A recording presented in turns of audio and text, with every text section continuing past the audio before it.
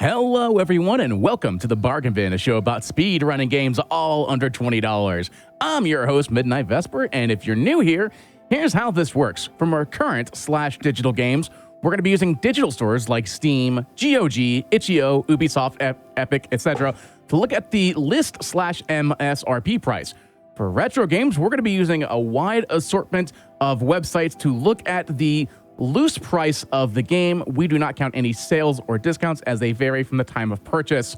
Couple announcements. Awesome Games Done Quick 2022 online is Sunday, January 9th, only a couple days away, starting at 11 a.m. Eastern. Come see a week of speedruns here on Games Done Quick on the Games Done Quick Chicks channel.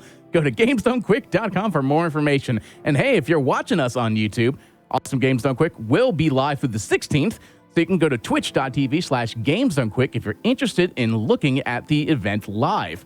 Also, don't forget, use the !highlights command in the Twitch chat to find out all about our highlights channel, where you can find small highlight reels of all of our hotfix shows and main events.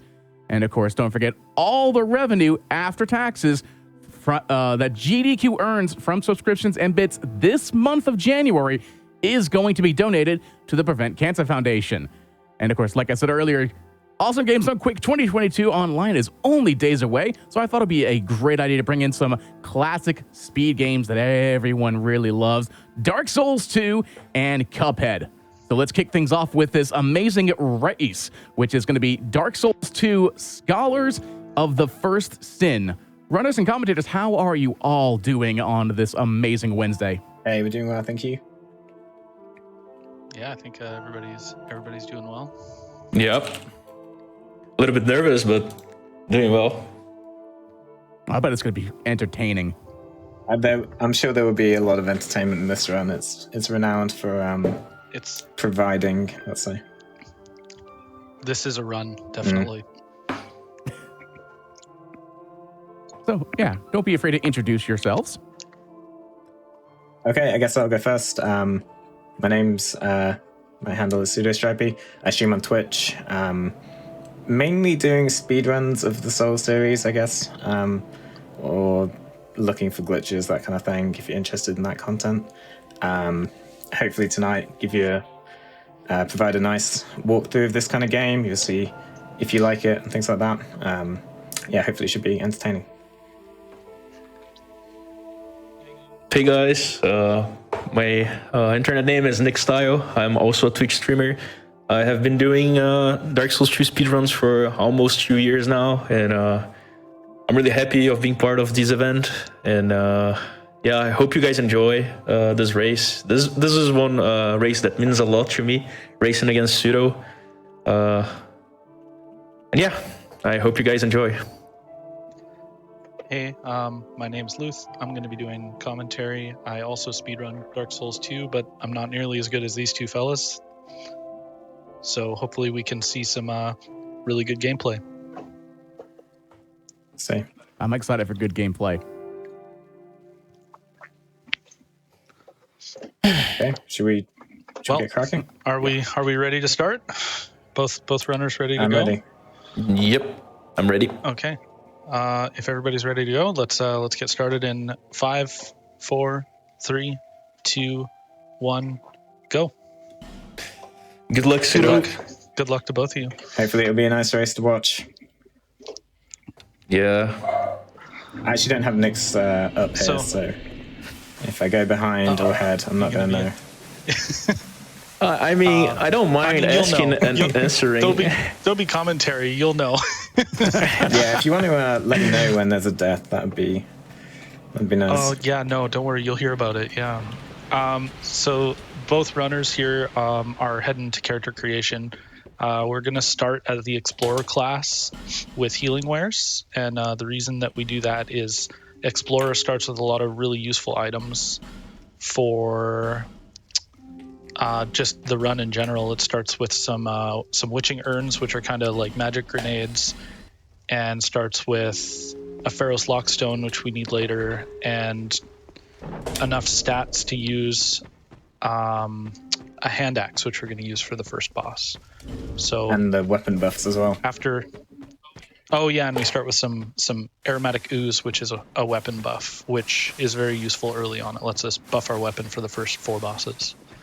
Yeah, so generally in the speedruns, obviously, you're trying to get as strong as possible, as early as possible, and just a little bit of extra damage by choosing a different class. It's often correct in this game, or often fastest. Different classes, they'll start with different weapons or different items or different gear. Explorer, they start with a bad weapon, you start with a dagger, but everything else you start with makes it worth it, and you can just buy a better weapon. It's fine. So the first thing both runners are doing here is they're going and killing Moglin. Moglin's an NPC who sells boss armor, which is not useful to us. We don't want any boss armor, but he's wearing an armor set that grants about 24% additional souls. So we want to wear the armor after every boss kill to get extra souls so we can get more levels, more items, more everything. And then they're going to talk to the Emerald Herald here. That's the lady that lets you level up. She also gives you the Estus Flask. So they need to talk to her there to get her to move, because you need to talk to her about, I think you talk to her 3 times before she'll let you level up. So that's the first time. 3 more times. And then, yeah, three more, yeah. And now we're heading to Forest of Fallen Giants, which is the first kind of starter area of the game. It has the first 2 bosses, and there's just a nice run-in section here as we come up to the first of many of Dark Souls 2's memes. Yeah, I hope that I get a really good Cardinal Bonfire. Don't wanna get the first meme, Yeah. So this version, Scholar of the First Sin, has a lot of differences in terms of enemy placements, item placements, etc. And Forest of Fallen Giants is a great example. There's generally speaking, there's more enemies in Scholar, and especially early game, there's a lot more enemies. So we're coming up on Cardinal Tower, which in vanilla, in base DS2 is pretty easy, but in Scholar they add just 1 extra enemy. It's all it takes, and he chases you right into the room. The enemy is designed to be annoying. He's kind of scripted to follow you into this room, and so he chases you in. He attacks you like Pseudo here is talking to an NPC. He's buying a weapon and a firebomb, and we're actually going to do the first kind of glitch of the run as well. It's called Bomb Wall. So if you aim your camera down and run right up against that wall, there's some explosive barrels on the far side, and the firebomb hitbox will clip through the wall and blow up a barrel, and it'll open the shortcut early. So both runners got Bomb Wall. That's very nice. It's about a 40-second time loss to miss that. It's actually very easy to do. Like if you spent 5 minutes practicing it, I think just about anybody in this chat could do it. So we're coming up on the first boss of the run here at the bottom of this elevator. Dude, almost got killed by the spearman. I took the peach drop, so I had extra HP. Almost. Okay, so Pseudo is about to go through the fog gate here to fight Last Giant. Last Giant is a pretty scripted boss fight. Especially in this category, with the weapon buff, you have quite a lot of damage, so you hit him really hard. So it's looking like a good fight for Pseudo.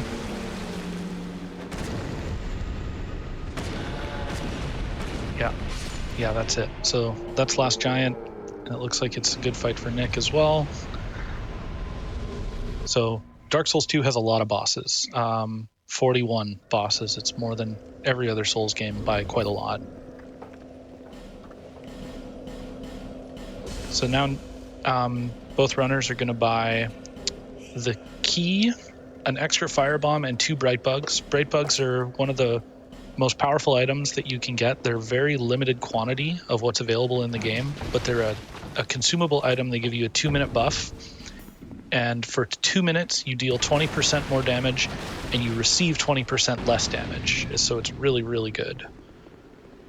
And after buying all those items, they then talk to the merchant, and she gives them a ring that grants 20% more souls. And also, if you keep talking to her, it'll send her back to the main town so they can buy items from her in town and not have to come back here. Now we're coming up to Pursuer. So Pursuer's a pretty tough boss if you fight him normally, but thankfully you can just kind of run past him and kill him with this ballista, and you don't ever have to hit him with your weapon. So that's kind of nice. Yeah, so I did have a question, because I noticed there's been costume changes. Yes. Between, is there a particular reason for that, or is it just for cosmetic reason? So the armor that they're wearing, when boss souls are granted, is about 5 seconds after the boss dies.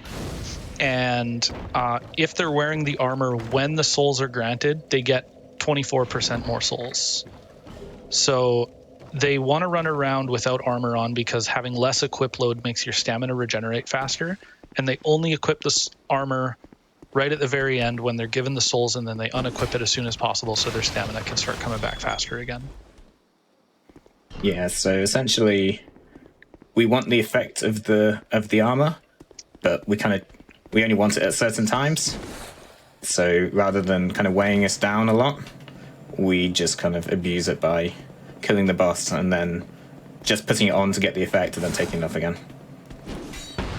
Yeah, it's very fortunate that it takes so long for souls to be given in this game that you can just put the armor on after the boss is already dead. Nick's barrel missed, I bet you. So Nick's barrel missed, and the dog broke it. Oh no! Oh no! He took Okay. bonfire. So I think he did. Yeah. Okay. Yeah, I got the bonfire mess. Dang. So unfortunately, Nick has to suicide, because that barrel opens, as you saw with Pseudo, his barrel exploded, it opened a bonfire, and it actually opens a blacksmith, which is really, really useful. So you need it. It's 100% required. So if you don't get the barrel in a normal run, this would just be a reset. But since we're in a race here, it's a suicide and try again. And Pseudo is running off to Hyde's Tower of Flame for the next boss fight that we don't actually fight. He gets defeated by the power of physics. Yeah, we're just kind of... this is a bit of a rush. We're collecting kind of bonfires and areas that are useful later, and also getting easy souls. So you saw the ballista killing the pursuer. That was fast. Yo, dude.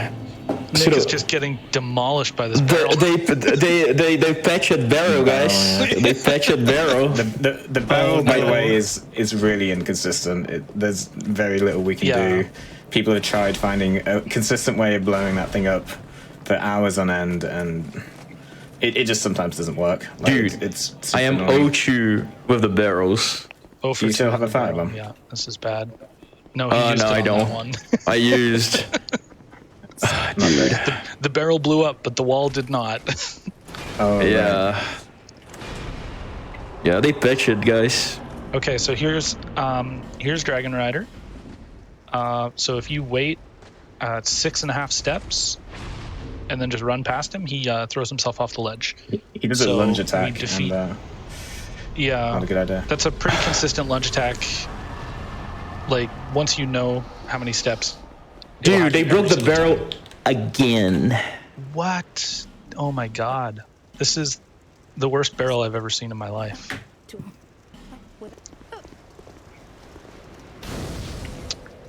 So we talked to Lycia there to send her back to Majula as well, because we need her to move we need her to move a door for us.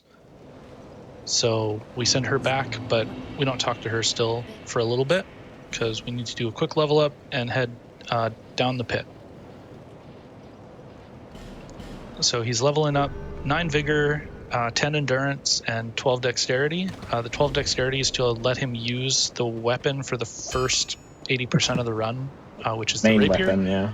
And endurance is for some stamina, and vigor is for some health. So it's just a little bit comfy. Oh, that's looking like not a good barrel. Oh man. You're just gonna try to get the guy to hit it? Fancy, Nick? Dude, No way, Did it get the wall? dude! Oh my gosh. Dude! This is Oh. just Dude, awful. I am like 0-4 with barrels, pseudo. I wish I Oh was my watching. God. 0-4. Okay, so Pseudo bought from the merchant. He bought a mace, and he bought a rapier, 7 Titanite shards, which are upgrade materials, and also bought a bow, or picked up a bow out of a chest and bought some arrows. And then he upgraded his rapier to +3, his mace to +1, because you need the mace for a boss later. And then went to the cat, and the cat sells a bunch of useful stuff. He bought, it looked like 2 homeward bones, 10 alluring skulls, 9 alluring skills. and no 9. skulls. 9, sorry. Oh, 9. Okay. And also he bought the silver cat ring, which is a ring that reduces fall damage. Oh, the barrel! Finally! Let's go, Nick. Dude, The Let's go. dogs! dude, Oh, the dogs are hyper aggro. I'm having though. to fight a dog, dude. The dog's inside the thing. But he did it. He's through the split. So I'm laughing just because I can picture this exact thing. It's happened to me many times. It's painful, but it's kind of funny as So well. you saw Pseudo earlier killed a crystal lizard on that bridge. That drops an infusion stone called a Dark Knight stone. It lets you put an infusion on your weapon, so we can infuse our weapon with dark, which is really nice because in this Souls game, you can infuse weapons and still use spell buffs on your weapons. I found out like last week that you cannot do that Dark Souls 3. Yeah, you have to tumble buff in some games. Whereas it's a mechanic in this game, so it's expected. Yeah, so it's pretty nice. You can't use resin on an infused weapon, but you can use spells. So Pseudo is heading into the Black Gulch. This is the first of 4 Lord Souls that you need to kill. In like a normal playthrough of the game, you would kill all 4 of them to access the end game. In this run, we have to kill all 4 of them because they're bosses, and we need to kill all the bosses. Oh, dude, rough start, man. Yeah, that's. That just means not- the rest of the run is going to be. I mean, Yeah, okay. we said there's a lot of memes in this game. That's Yeah, That's- and that's an honestly, example for you. it's obviously you lost a lot of time there to barrels, but it's not like there isn't stuff that can kill 5 minutes of Pseudo's time. Oh yeah, like this run is very long. I'm sure it will even out somehow. Yeah, I was talking to Pseudo before the race, and we were like, yeah, we had bad runs with like plus 5 minutes at the start. I knew that this would be a thing, but like not at the barrel, you know. So Pseudo is currently fighting the Rotten. If you ever speedrun this game, the Rotten is a boss you'll get very familiar with, because in the any percent route, we fight this guy either 4 or 5 times, depending on the route. Because Dark Souls 2 has a mechanic called Bonfire Ascetics, where you can reset specific areas to New Game Plus using consumable items. And you don't need to actually kill all 4 lords to go to the late game. You can just get 1,000,000 souls. I'm sorry, did the boss that Nick just attacked, did it just fall off and just Yes, die? yeah, you defeat him with gravity. Yeah. How did I miss that the first time? Yeah. Yeah, it's a consistent strat when you go through the door. If you let him take 6.5 steps and then sprint past him to the right, he'll lunge attack right off the ledge. A lot of casual players will there's ways to make the arena not have an edge that you can fall off. So in casual play, you kind of make the arena larger, so that you don't fall off. It only works. It only works with the arena at its base size. But yeah, thankfully the boss But it isn't. Yeah. dies. It's very useful, very reliable as well. Like you shouldn't really miss that once you know how to do it. Yeah. So now Pseudo, being done with the Rotten, leveled up 13 attunement, 16 intellect, and 19 faith, because we use a lot of spells in this run. And we're actually going to buy our first spells here from Lycia. Yeah, mainly like utility spells and weapon buffs. Yeah. Yeah, we don't really use any offensive spells other than one, but We buy Homeward, which is basically gives us the Homeward Bone. And from her, we also buy, what was the other one? Force, which pushes enemies. So we use Force much later, but Homeward we use a lot throughout the run. But once upon a time, there was no spells in this route, and it was just a melee route, and watching those old runs is really scary. Yeah, the damage is just so much worse. And like some of the strategies just so dangerous nowadays. Yeah. I've watched a couple of those old runs, and like it's terrifying. The old YOLO corridors, well. Authority is the scariest. scariest. Yeah, pretty good.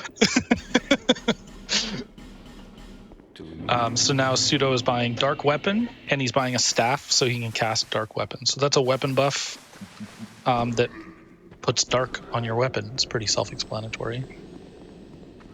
And we're off to fight what I think is the worst boss in this route. It's a tough It's not one. the worst boss. It's not the worst boss in the game, but you have such little gear and stats here that this is just the worst part of the route.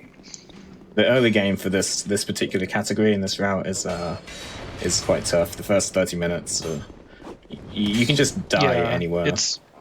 Everything can go wrong. Basically, I think once you're out of getting Flynn's, it gets a lot easier. Yeah, after Flexile is when I calm down a bit, which is usually that's a good point. It's like, for me, that's like 35, 36 minutes in, usually is when I'm clearing out nomads. So the reason that we bought a mace and upgraded it earlier is actually for this boss, because we're about to fight skeleton lords. Nick is heading through the Black Gulch on his way to fight the Rotten, so he's now that he's past the barrel, everything's going fine on his side. He's got some time to make up for sure. Nothing can go wrong, right? Forlorn, please. I lost a load of time. Yeah. So we haven't talked about Forlorn yet because nobody's been forlorned. But there's so you can be invaded in Dark Souls games. It's kind of a well-known mechanic. You get invaded by NPCs. But there is in Scholar of the First Sin only, they added an invader who can invade in almost any zone, called Forlorn, and there is a few spots that Forlorn will really mess up your run. Not too many, but a few. And the invasion is random, so there's no way to know if it's going to happen. It's hard to prepare for because the fastest preparation is just to hope that he isn't there, and most of the time that will work, and sometimes it won't work, and then you suddenly see people floundering around with an enemy trying to kill them, who's quite strong a lot of the time as well. Yeah, he's very hard to kill. Like the best way to deal with him is, part of the reason we get Homeward so early in this route is because you can't use Homeward Bone or Dark Sign while you're invaded, but you can use the Miracle Homeward, which does the same thing. So part of the reason we get Homeward so early is to make it so that if Forlorn invades in a really bad spot, you can just return to the last bonfire and it knocks him out of your world. But until you have that, the only really defense against Forlorn is to Alt F4, because you can't even quit out.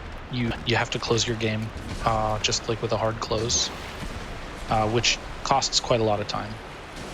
Because this game is timed RTA with load removal, but time spent out of the game is counted in your RTA time.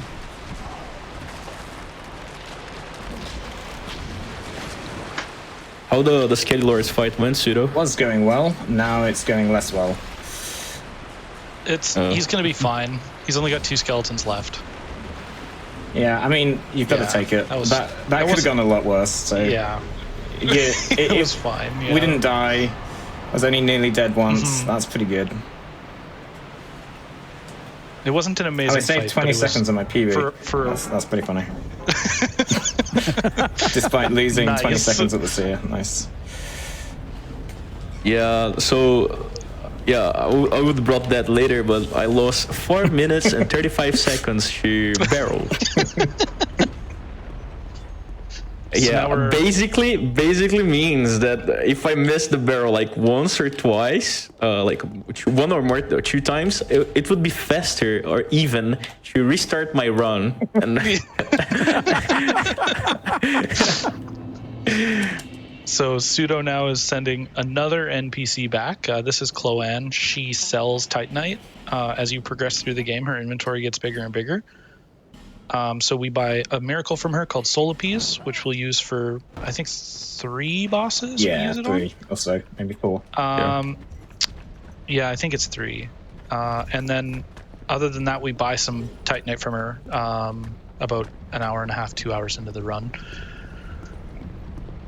And now we're doing the only useful out of bounds in this run. This is the Harvest Valley out of bounds.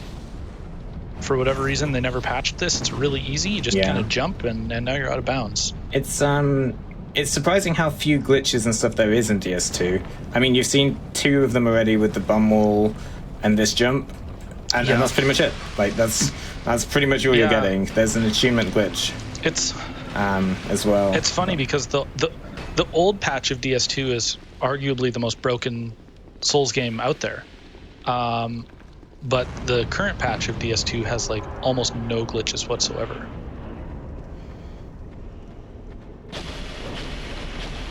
So now we're fighting Covetous Demon, who we know as Jabba because he looks a lot like Jabba the Hutt. I was going to say something about that. He's a pushover. He hits pretty hard, but it's really, really easy to dodge him. He's very slow. He takes forever to wind up. And he's really slow, weak to this weapon as well, if, which is nice. Yeah, but if he hits you, he trucks you. Like he'll easily kill you at this health in probably 2 hits. He would kill you, no problem. Yeah. So now you just saw the attunement glitch in action. It basically, if you use your mouse, you can open the bonfire menu while you're warping, and then you can attune spells while you're warping, which saves quite a bit of time. And it also lets you overwrite the number of casts from other spells. So, like, Homeward normally only has 1 cast when you have this much attunement, but if you attune a different spell, basically once the loading screen starts, you can keep Homeward, but you'll put the number of casts from the other spell onto it. So now that's why Pseudo has 10 Homewards, because he put Force, which has 10 casts there. Yeah, which actually provides and now we're doing the other. Quite a lot of utility. It's very useful. It's very, very useful. And this is now the other worst part of the run that Pseudo is doing, the Gulch Giants. We need to kill these guys in order to get the Forgotten Key, which will let us open a door, which will give us the key to the first DLC. But they're very strong. They'll kill you in 2 or 3 hits, and you have to kill both of them. And they have terrible hitboxes, like just the worst hitboxes. Yeah, quite possibly the worst in the game. These things are notoriously bad. You see me rolling a lot here. And Nick... And giving them an incredibly wide path. Nick is having a Skeleton Lords fight, that is for sure. Yeah, the opening was really good. Yeah, I see it all kind of went to hell. Yeah. Okay, that's fine though. Okay. That's fine. Yeah. Really good, like the best fight that I had today. Oh, nice. And guys, I'm sorry about the dogs, but Nick with the dog RNG. Yeah. Every time that I am every time that I do something important, like a showcase or something, my dogs decided to be part of the thing as well. I do love them, and yeah. So Pseudo just did a jump that we call it hype jump, because when Pseudo found it, it was one of the few times on stream that we'll ever see Pseudo get hyped. Yeah. But it lets us skip warping back to Majula and falling down the pit again and using a bunch of life gems. And that was to go get the DLC key. So now that we're here, we have this bonfire, so we might as well go and kill the Royal Rat Vanguard, which is why he has Solapes attuned. Solapes is a miracle that deals a lot of damage in AoE, but only to certain enemy types. And thankfully, these rats are damaged by it. Yeah, it's a really good How were AoE the- spell for certain enemies, basically. How are the goat giants, Pseudo? Pretty His smooth, Gold to be Giants honest. they were really good. Oh, Yeah, Oh. they were really good. I don't even think he got hit. No. oh, yeah, great, Pseudo. Great. Oh, but he got That's one too few rat with his solar pieces. Oh, yeah. That's some Health good. bar hasn't appeared. For what it's worth, Chad is okay with the dogs barking. Yeah, it seems like I see a lot of dogs are awesome in the chat. Hey, man. Okay, so that was okay, mini rats. Yeah, I'm entering Jabba, Pseudo. Just let Yeah. you know how far behind I am. I think it's cool because So now that they we're can done see me that- do the. At the moment, they can see me do the fight and then Yeah. compare. And Nick's saving like a few seconds each time. It's going to save Yeah, 10 so seconds now on the that- mini rats. So now that Pseudo has the DLC key and we've killed the rats, we're gonna go talk to this NPC here named Grandal, who we call Gandalf. We have to talk to him 3 different times in 3 different spots, and that will let us join a covenant. And we actually need to join this covenant to fight a boss. So Yeah, it's a lot. It's a lot of work he's the- for one boss. You have to do a little mini quest to join the Boss. covenant. Then you have to complete a mini quest inside the covenant, and then you get to unlock the Yeah. boss, which we then kill. and it's 3 of like the hardest spots in the game. Yeah. The little in the covenant mini quest is just brutal. That's really late at the end of the run. Yeah, that's basically the very end of the game. Yeah. So now we're off to the DLC to pick up some good items and pick up some bonfires for later. But there's a ring that we really want to get as soon as possible in the DLC. So that's why we're heading here now. It might be kind of like this whole route might seem quite confusing if you've only played this game once. It's kind of a bit all over the place, but the majority of it is essentially we're trying to get to where I am now as early and safely as possible, really.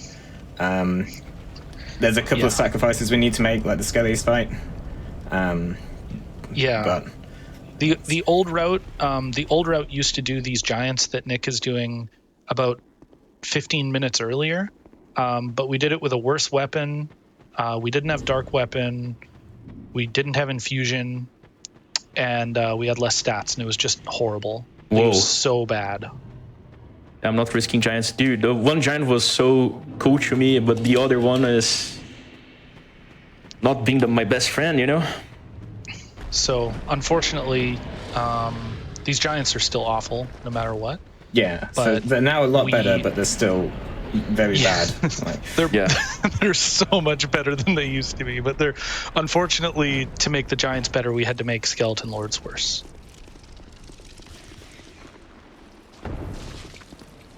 Yeah, but So, it was okay fight. I lost like 2 seconds. I didn't save enough. Not saving time bad. on giants is it's bad, but like You might save time on mini rats though. yeah, I lost a lot of time at mini rats. Look,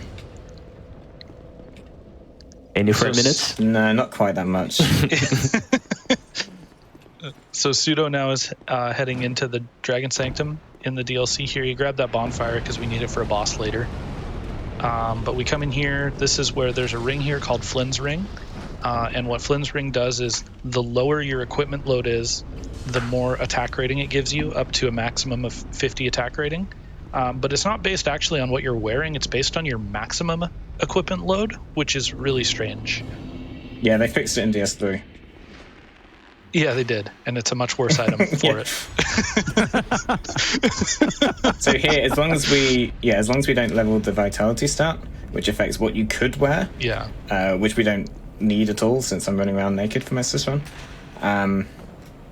then we get maximum damage from Flynn's, and it's a lot of damage. It's 50 AR. This is actually... Shelva is actually one of my favorite areas in Dark Souls Yeah. 2. I really like the bow puzzles and stuff that it has. I've always felt like Dark Souls has, kind of taken a lot of cues from Zelda. What? And I really like that they try to incorporate like some bow puzzles like a Zelda game. Yeah, this area is cool. This is one of the DLCs. So if you bought the base game, Yeah. you'd have to buy this separately, but with Scholar it comes with it. So the enemies here are quite Dude, I strong. got Yeah. hit by a rat. I got hit by a rat through the tombstone. One of the biggest differences between the base game and Scholar is that in the base game, when you make a new file and you do character creation, they just give you all 3 DLC keys into your inventory immediately. But in Scholar, they're like hidden out in the world that you have to go find them. So it adds a bunch of time to the run, of course.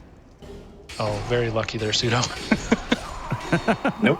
Oh, not so lucky. No. I don't know. So the item that he's grabbing there is called the Dragon Stone. It unlocks an elevator to a late game boss. I needed him to do the 3rd attack, and then that would have been okay. But yeah, he kind of restarted his big combo. That's a shame. You have a little bit of time save there, Nick. He died to picking up the key. Oh, you went for the key? Yeah. He actually got the key. He just died after. Oh. Yeah, I was in decent shape, but the dude kind of like did a 2-hit combo when I had iframes, and then it was like, oh, okay, I'm going to try again. His buddy came over and blocked me on the spikes, and I died to spike damage, which is I didn't have to go for that. I'm entering DLC 1. You got to go for these things sometimes.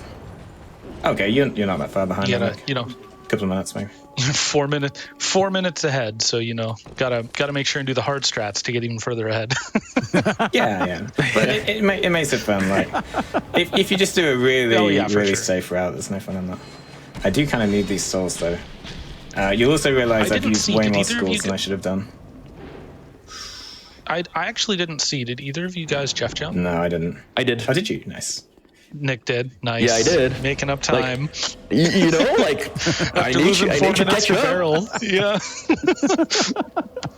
4 minutes of barrel saved by 8 seconds of a jump that I could die. Yeah, worth it. Yeah, definitely worth. Yep. So now we're going to fight somebody who should be familiar to anybody who's played Dark Souls 1.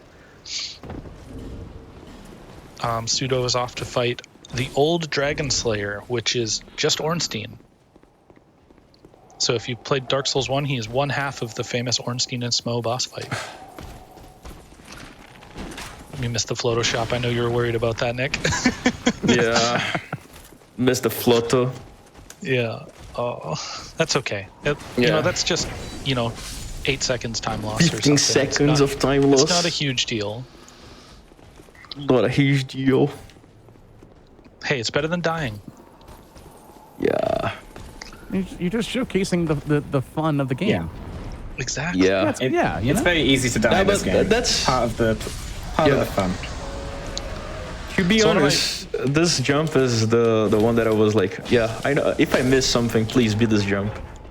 So one of my favorite things about Dark Souls 2 is that both versions of this game, Hyde's Tower of Flame calls someone's reputation into question. So in base Dark Souls 2, that dragon isn't there. So there's like a dragon rider, but there's no dragons anywhere. But in Scholar, the dragon is there, and he's right outside the door of the old Dragon Slayer. So why is the dragon there? But you said it was a dragon rider, but no dragon? Yeah, so the other boss in this area was the one that we killed with gravity, is called Dragon Rider. But if it's Dragon Rider and they're not riding a dragon, then what are they doing? Exactly. Yeah, we get to see them again later. What are so they doing? You can ask. We do. Yeah, we get. When there's 2 of them. I can ask them. Yeah, right? there's 2 of them also not riding a dragon. Yeah. Doing similarly. We'll stop the fight entirely. We'll stop the fight entirely and ponder these questions. So Ornstein in this game is a bit of a pushover. He dies very, very quickly, especially with the amount of damage. Yeah, at this point, because we got so much damage for those giants, these kind of somewhat early game bosses, we killed them quite fast. They fall over. And we've got a DLC damage ring as well. And now the old Dragon Slayer as well, he drops a ring called the Old Leo Ring, which adds counter damage to thrust weapons, which... I mean, the rapier is obviously a thrust weapon, so it's even more damage. So we want that ring as well. Did you get the Dragonstone, Nick? Nah, even worse. I got hit by the witch. Okay. I'll have to pitch a luring school here because I don't know what you do. Dude, I'm 3 alluring schools down, by the way, so I'm gonna have to come up with backup strats later on. Yeah, I did a backup. I didn't die, thankfully, but I didn't grab the Dragonstone either. Yeah. You still saved a lot of time on him because he died. Yeah, I actually lost a lot of time there. Yeah, although only 1 minute 10 apparently, which was less than I expected. Yeah, it's not too bad, I need to get the key though, but it's only 10 seconds to get the key. 10 It's seconds. fine. Okay, final awkward hard split of the early game. Yeah, this. So now we're doing No Man's Wharf. Are you doing Distwharf? Yeah. I actually don't know the Nice, way okay. in Skull anymore, so I don't have a choice. You go through the building. Yeah, that's I kind of right- know it, you but there go might be through the some building enemies right there that are in going front to of kill me, so I'm going to. Oh, there's I'm gonna definitely stick some enemies to in there. what I know. Oh, that's not a good start. And That was really close. Nope, it's not. It was. Yeah. Kind of like hung on it. So there's but like not quite. There's like a trash heap there that you can jump. If you jump at a certain angle, that you can jump over. That's a lot of the skips in this game are just parkour. Like that's something I actually really like about it is that not many are glitches. It's just parkour skips. oh, my dragon, the fire breath of the dragon was really close. Oh, okay, yeah, I got a good fight segment, thankfully. So we're stopping to talk to this NPC really quick. We're buying a staff from him because it casts faster than the staff we're wearing currently. And we're also buying a miracle or a sorcery, called Yearn, which is basically an alluring skull, but it affects more enemies and lasts longer than an alluring skull. And then we're gonna fight Flexile Sentry, which is one of the cooler bosses in the game. I wish he was a little stronger. We just melt him. That's Flexile Sentry. Dude, I got AFK Dragon's Lair, dude. This is so bad. Yeah, no And counter then, damage. and now he starts to jump, dude. Okay. Okay, well, yeah. you didn't die. It's fine. Yeah. It was a really good segment with a bad fight. So now we're going to do a quick level up. Pseudo is going to get a little more health and a little more stamina. Just to kind of, as we get further into the game, we're coming back here. Oh, you're doing a weird level up. Wrong level up.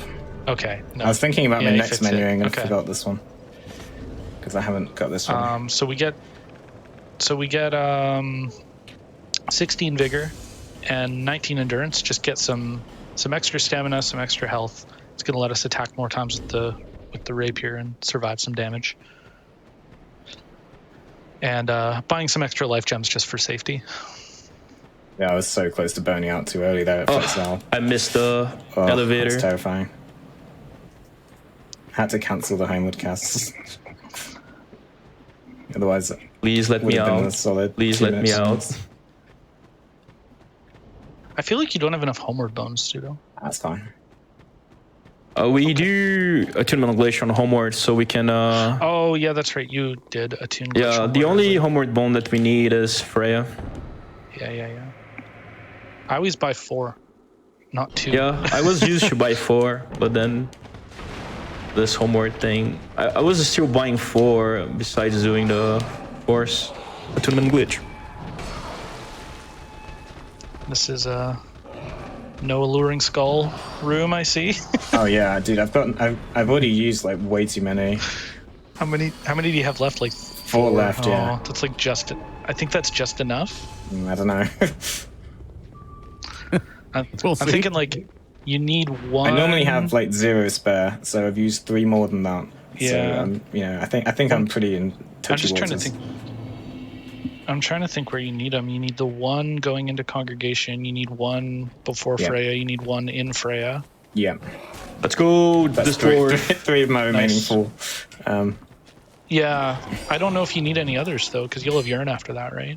I'm not sure I'll have it tuned always though. I need 1 in DLC 2. You can use Yearn there. You have DLC. Yearn let's before go, you have boys. DLC 2. That's true. Maybe I should actually.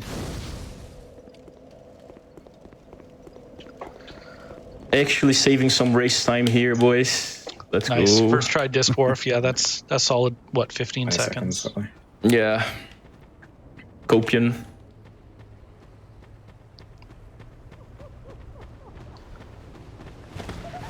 So Pseudo is going to grab one of the last rings that we really want for the run, the Chloranthy ring, which increases stamina regen. Yeah, we're like completing out the build here. This is one of the last major components of the build, definitely. There's a couple of late game things we pick up, but it's not too much. Yeah, dude. Yo, Pseudo, when is like first death? I've already died. I died in DLC 1. You died in DLC 1. Okay, so second death? Yeah. Maybe? I mean, if I die like anywhere in the Saldora section, that's like minutes. 5 minutes it can be. Yeah.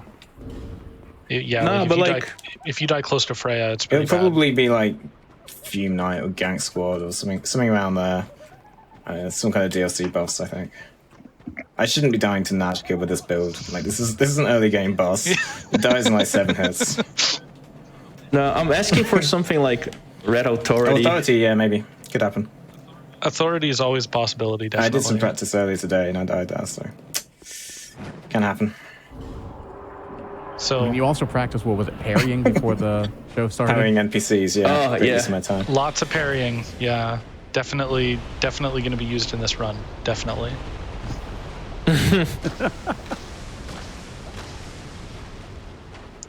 So Nashka is a really RNG boss in most categories, but not this one because we're so strong right now that we just melt her.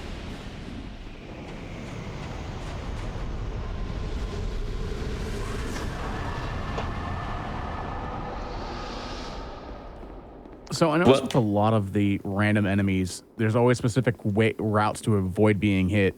Like, how hard was that to learn for this type of speedrun? It wasn't too bad. The area I just walked through where you can't see is a little bit worse, but there's certain clumps that are like really bad. So the Shrine of Amana that we'll get to later, you have to sit down and just do it a load of times and see what their AI is up to. And even then, and this area that I'm doing now, even then, like you want to practice this area before you get here, because otherwise you'll die to this route or any of the various things. So some areas is very easy. If you get hit by that rat, so the reason you're worried about that rat is because they do toxic, which is like poison, only worse. And if you get hit twice, you get toxic. And we have poison moss that we can cleanse it off, but it does a lot of damage really fast, and everything just kind of piles up. By the time you even use the item that I have in my hand ready to cure it, you're probably below half like half HP. your health, yeah. It's really you do not get long. It's brutal. The worst part is the boss that we're about to do with Pseudo here, the Royal Rat Authority. 4 rats are what starts the fight. So it's one of the main reasons we get Solapes, actually, is Solapes kills these rats. So we're going to use it here, and all 4 rats die, thankfully, because they jump over your head.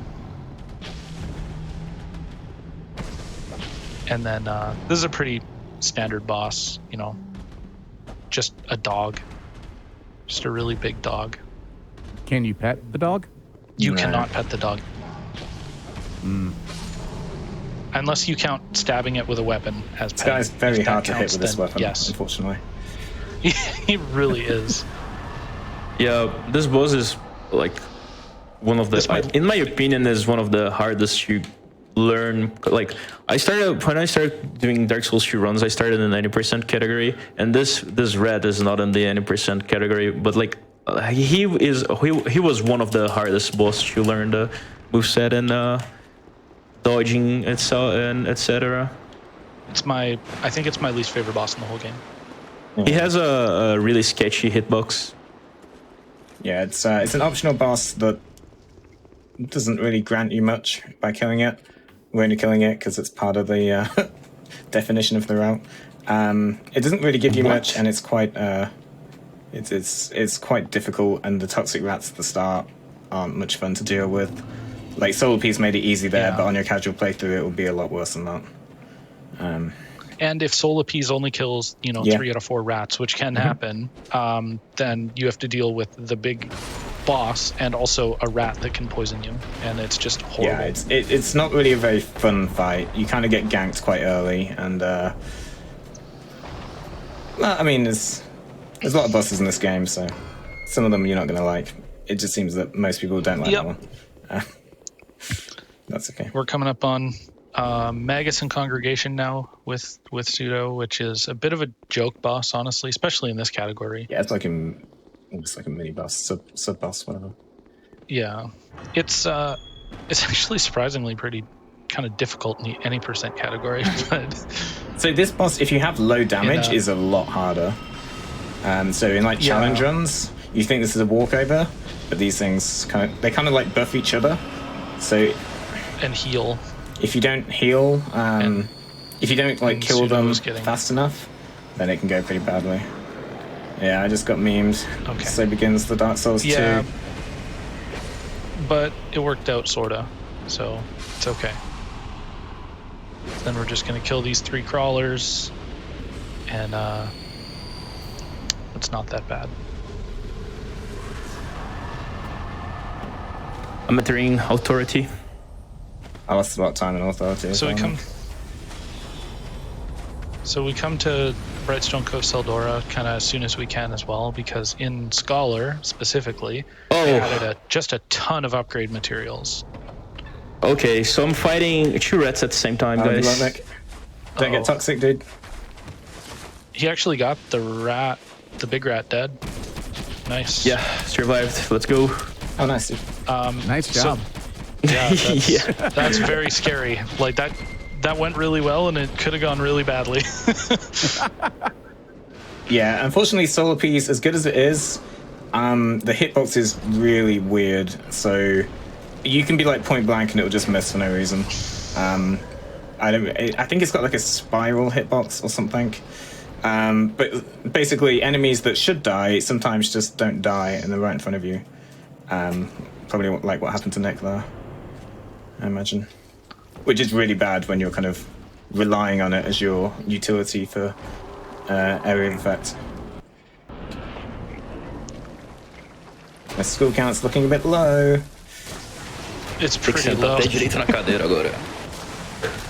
So we're now fighting Freya. Bots onto the wrong just route. a giant spider. Wrong spider. Oh, dude. I hope that I don't get memed at Freya, dude. Freya is...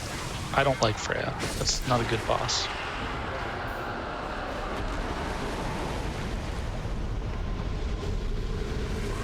But thankfully in this route, Freya's pretty easy. Yeah, it's easier in vanilla though. You have a ton of damage. You have a plus 10 in vanilla. He's like Freya? Yeah. Oh, yeah, you do. It's like 2 hits. But and to then be honest, like I do think that I prefer the Scholar setup for Freya. Okay. Like you do, I feel comfy doing the Scholar setup than doing the vanilla one. The vanilla one is, I don't know, it doesn't feel like, I don't know, it feels a little bit different. Oh yes, lightning attack. Oh, you should love it, dude. Nick, you love to see I got double interrupted. I didn't even cast the whole piece. Like congregation fight, it was terrible. So now we have all the materials we need to get a plus 10 weapon. So Pseudo's upgrading to plus 10 here, and we're just gonna go kill some more bosses. So we've maximized our damage now. Just good. Yeah, the build is basically complete at this point in terms of damage. So now it's just run around, kill all the bosses, and level up every now and then to give yourself more health and stamina. Yeah, basically when we go back to get those bright bugs we talked about earlier, that's the main reason. We go back to get the bright bugs and we just happen to level whilst we're there, you know. They're very good buffs, but extremely limited, so... Yeah, so bright bugs refresh in the shop every time you kill a lord, and then on some late game bosses as well. So I think we buy a total of 8, and then you pick 2 more up. So I think you get 10 in the run. Is it really as low as 10? It used to. So back in the day, we would get all 24 available. Like you'd use them everywhere, but the routes become a bit more optimized these days. I think we buy the 2 at the start, 3 after Rotten, 3 after Sinner, and then 3 after Giant Lord. After alarm. Yeah, but like they refresh because of Giant Lord, Yeah. and then you pick up the 2 in before Gang Squad. So I guess it's not 10. That sounds like 13. Fight. Yeah, 13 sounds Yes, better. dude. That's what I like, dude. Beam. So the boss Let's go. that Pseudo just made short work of, Ruin Sentinels, is the boss that probably killed me the most times in my first playthrough. It's a pretty early game boss. You're meant to come here quite early. Yeah, you can get here in and you like 8 fight minutes into the run. Yeah. So. And you got to fight 3 armored enemies that all hit pretty hard. And I died a lot. I had to come back here. I tried, died. The good thing about this game is you can try different, like, it's kind of fairly open world, so you can try different areas if you get stuck. I couldn't progress through here, so I went somewhere else. Zero always used to say that the Sentinels is one of the hardest noobs layers in the game. It is. Yeah, it's a definitely, it's like the Capra demon of this game. Like, it's just meant to gank you to death as a noob. Golded Freya Oh, nice, dude. Nice. Nice. by .01. I can feel him breathing down my neck. Catching up, I Yeah. think. You're closing the gap. Yeah, you're definitely closing the gap. Yeah, dude. I mean, it's the race, dude. Do you guys remember when I raced Jeff the Big Lizard? It's the race magic, dudes. That race was so tragic when Jeff died after Congregation. By the way, Pseudo, no Forlorns yet, None right? yet, yeah. I haven't seen Forlorn for either of you. Yeah, no Forlorns at all. Thanks. Thanks God. Everybody's favorite boss, the Gargoyles. Oh,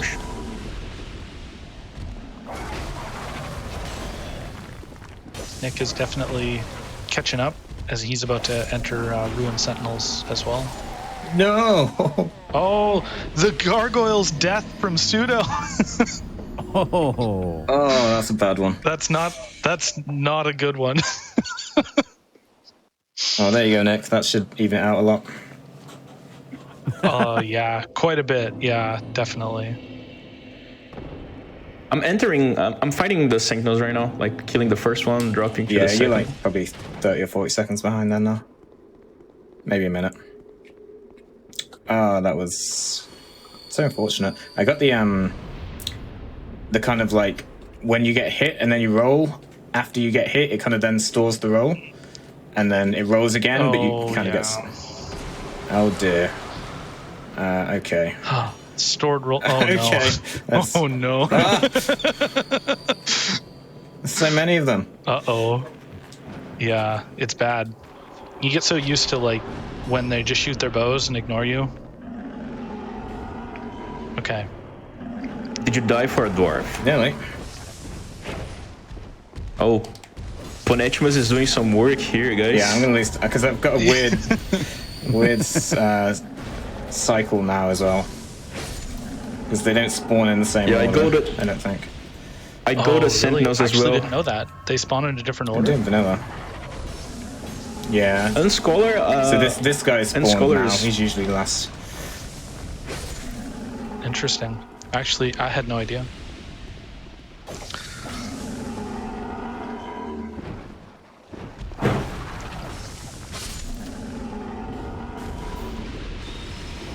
I'm just sitting here watching this fight. Oh, I went okay. Yeah, it was okay for backup. That lost a lot of time. Okay. Unfortunate. I see Nick is again skipping the chest with the Radiant Life Gems. I usually buy the Yeah, I saw you bought herbs from herbs. yeah. I don't like this chest because previous Ends you a Master lot. route you have like base HP and like you die for 2 shots of this of the dwarfs. So for me, this chest is a no-no. Yeah. No matter how strong you are, this chest is always concerning. It's really close now. Nick It is though, yeah.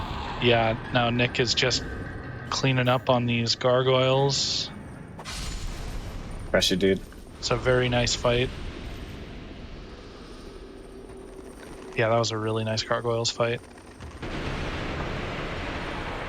Let's go, boys. Okay. Not a go though. That's okay. Is a gold in our hearts.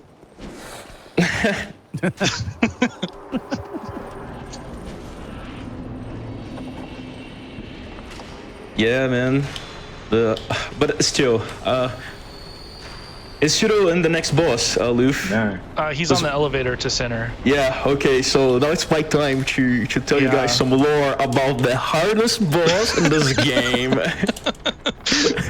Isn't actually the hardest boss in this game, but it's the boss that I am most scared of because of I think that the hitboxes of like every attack is like are not real. Yeah, they are They're not deceptive for sure. Yeah, and once you decide trading hits with this boss, you are basically screwed because you're gonna panic and you're gonna get hit and comboed, and like she jumps like you have a window of punishing like 2 hits, maybe 3, and she will jump between those punishes, and yeah. When you... The nice thing is her health is very low. As you can see, Pseudo is demolishing Lost-Center's health bar. Oh, dude. Okay. Oh, I saw that. I was like, wait. Yeah, the enemies will drop down after you, and if you're unlucky, they'll land on that elevator with you, and you have to fight them. Yeah, it's very Yeah, scary. I almost had a fighting club on the elevator. Sometimes we saw the other day, one of them landed on somebody's head and lived. Oh yeah, that's a great. He like clip, fell yeah. from the top of the elevator, and he goomba'd the guy from the top of the elevator and survived. Oh my gosh. Was it Fujo, right? I can't remember. I think it was Fujo.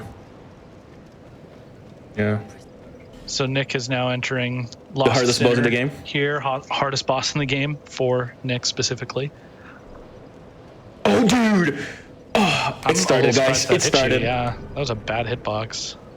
It started. Save me, Sinner. I need more time, dude. No, he got him.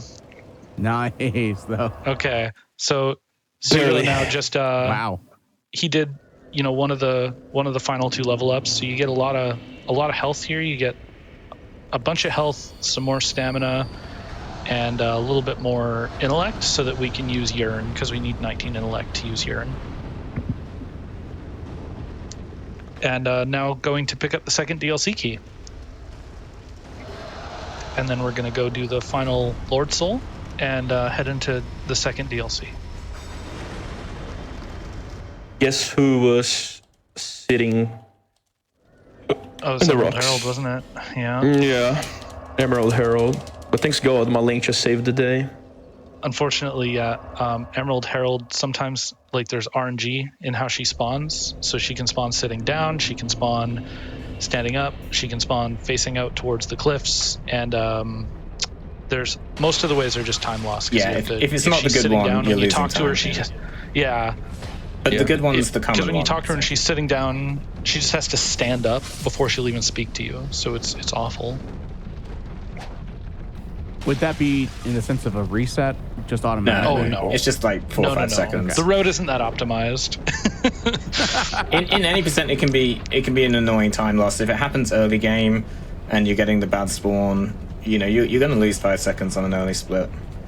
It can be bad, but in all bosses, you know, we won't mind about that. Nice. Yeah. The route isn't nearly optimized enough for it to be a reset, but it's definitely annoying. So, are you going for I Don't Keep on Fire? Or Yeah, I'm going to take it. the first one? Are you going okay. to skip it so I'm you gonna can take it as catch more well. time up? No. No way. No. I was asking Keep because... is a bit infamous. Yeah, I was asking because, like, you know, if you skip it, then I would skip That's a it because... very aggressive Mytha. Yeah, I thought I was going to get the stagger, and I didn't.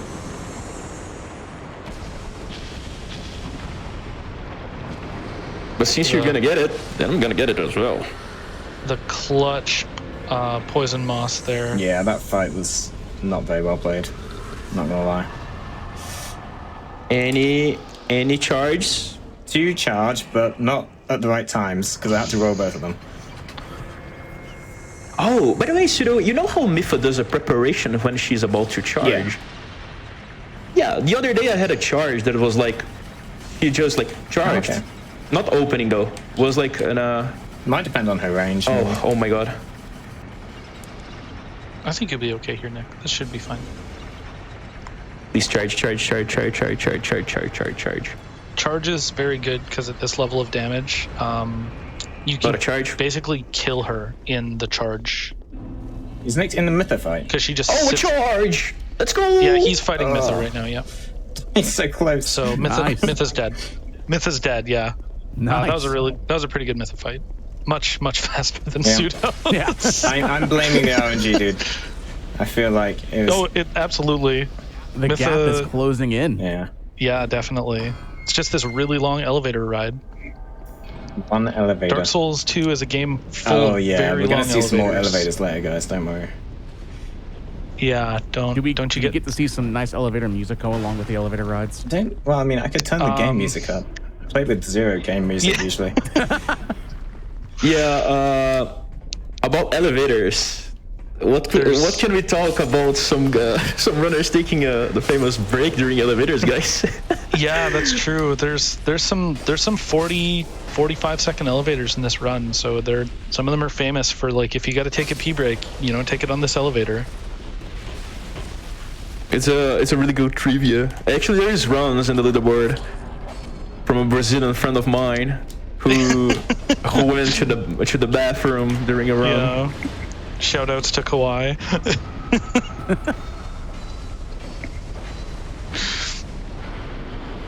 But that's important, And so is hydration. Yeah. Don't forget to drink water.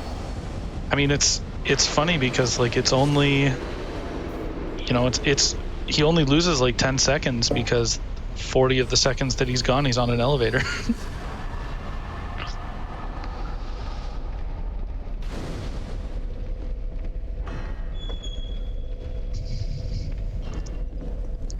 So the boss that Nick is about to fight and that Pseudo just fought is another kind of infamous, really difficult, casually boss Smelter Yeah. Demon.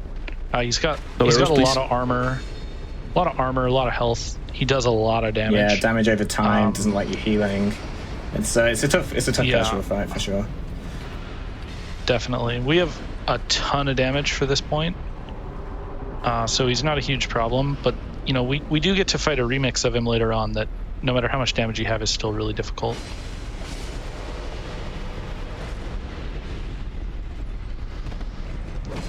Good fight.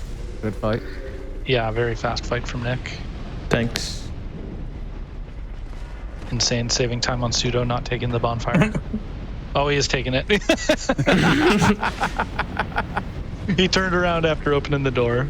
Nah, I was just deciding which split will Oh, which split would look take worse? Yeah. Which split Yeah. takes the Nice. time loss. Yeah.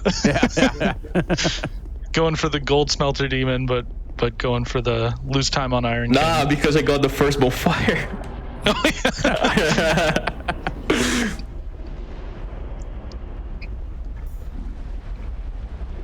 So this is a really kind of famous area for just being horrible. This hallway that Nick is in right now is Yeah, especially in this version of the game. there's a ton of enemies chase you. It's not so bad if you kill Smelter Demon, I find, because there's an invader in this area and he goes away when you enter a boss room. But if you're just running straight through, like you can easily get 4 or 5 soldiers chasing you into that hallway and just ganking you at the lever. It's really bad.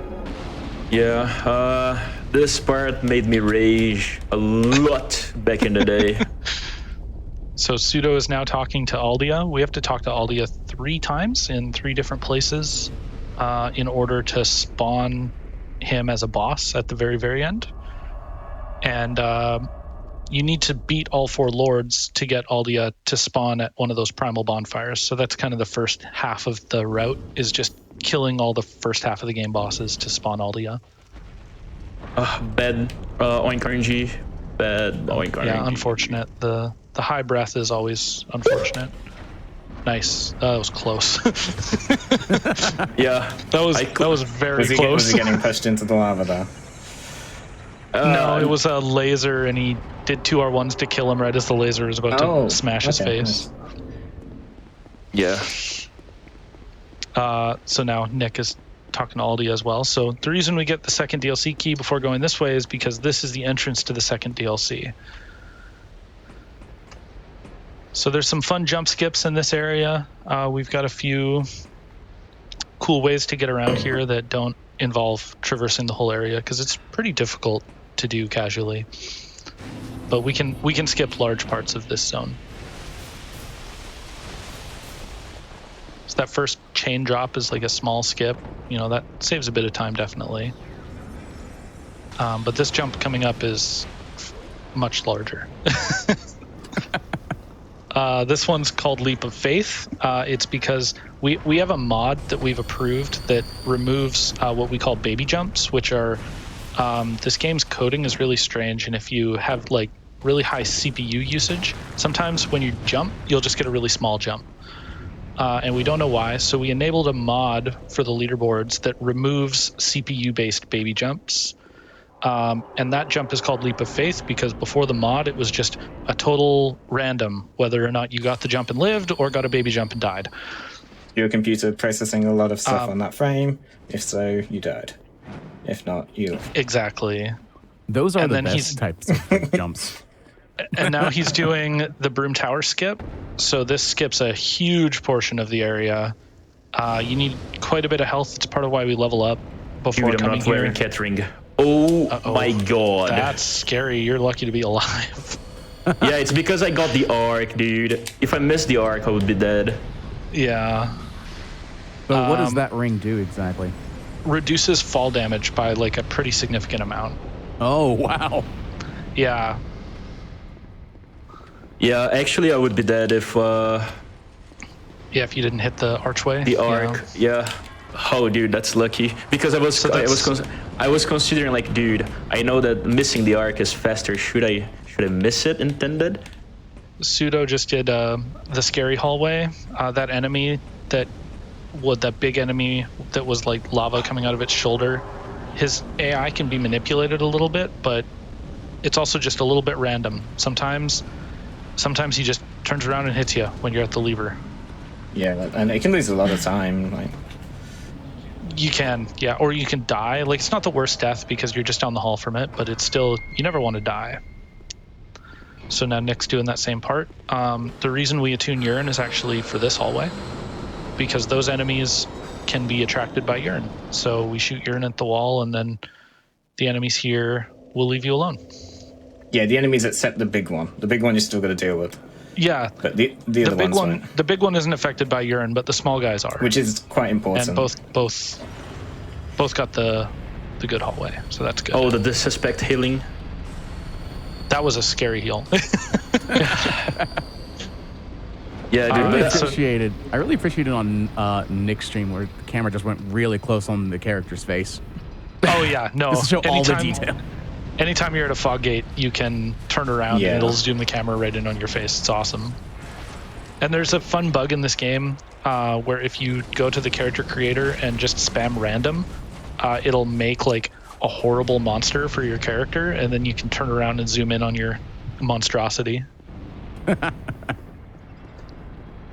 So the thing that Nick just grabbed and Pseudo grabbed a bit earlier, the Scorching Iron Scepter, is a key item that unlocks kind of the second half of this area, lets you get to the bosses by turning on all these elevators.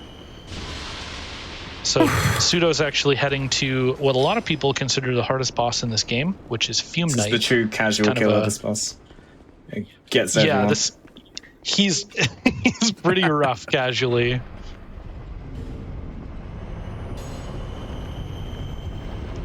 He's a really fun boss, though. He's one of my favorite it's bosses a cool boss. to fight. He's a lot of fun. One thing you'll see in the speedrun is that all these hard bosses we make a lot harder by not doing the like little mini things that help you out because they're slow. So we're fighting them with like very detrimental environments and stuff like that.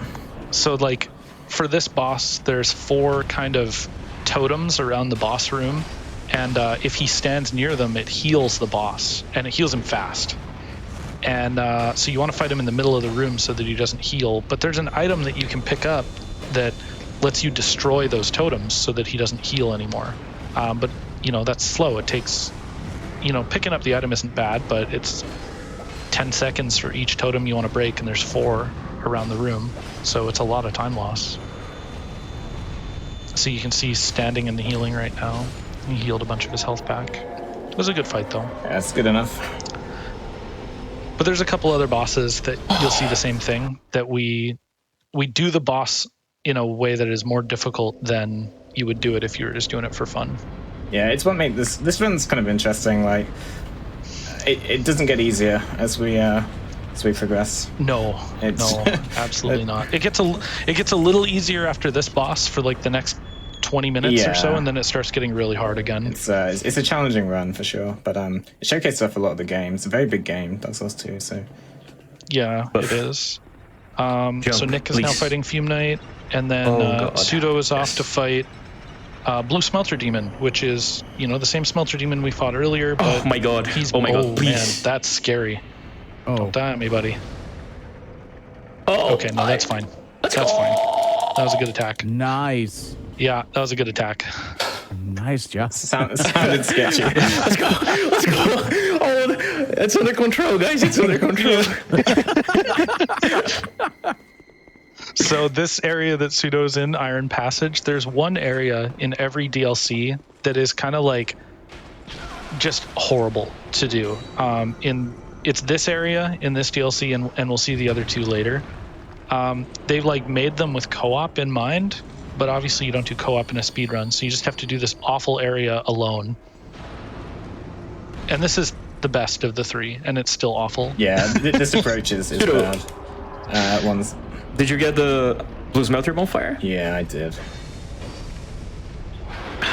Okay, I'm getting this as well. He's doing all the same beach. It's because this boss fight is like, for me, in my opinion, this is the hardest fight of the mid game of this run.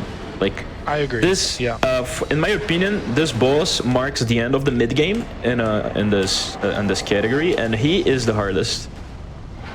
Yeah, this is a bad fight. This is not good. He can kill you in probably 3 hits at this level of health, and he jumps around a lot. He does constant AoE damage, and you would think like fighting the other Smelter Demon 10 minutes ago helps, but it actually doesn't, because his timings are all different.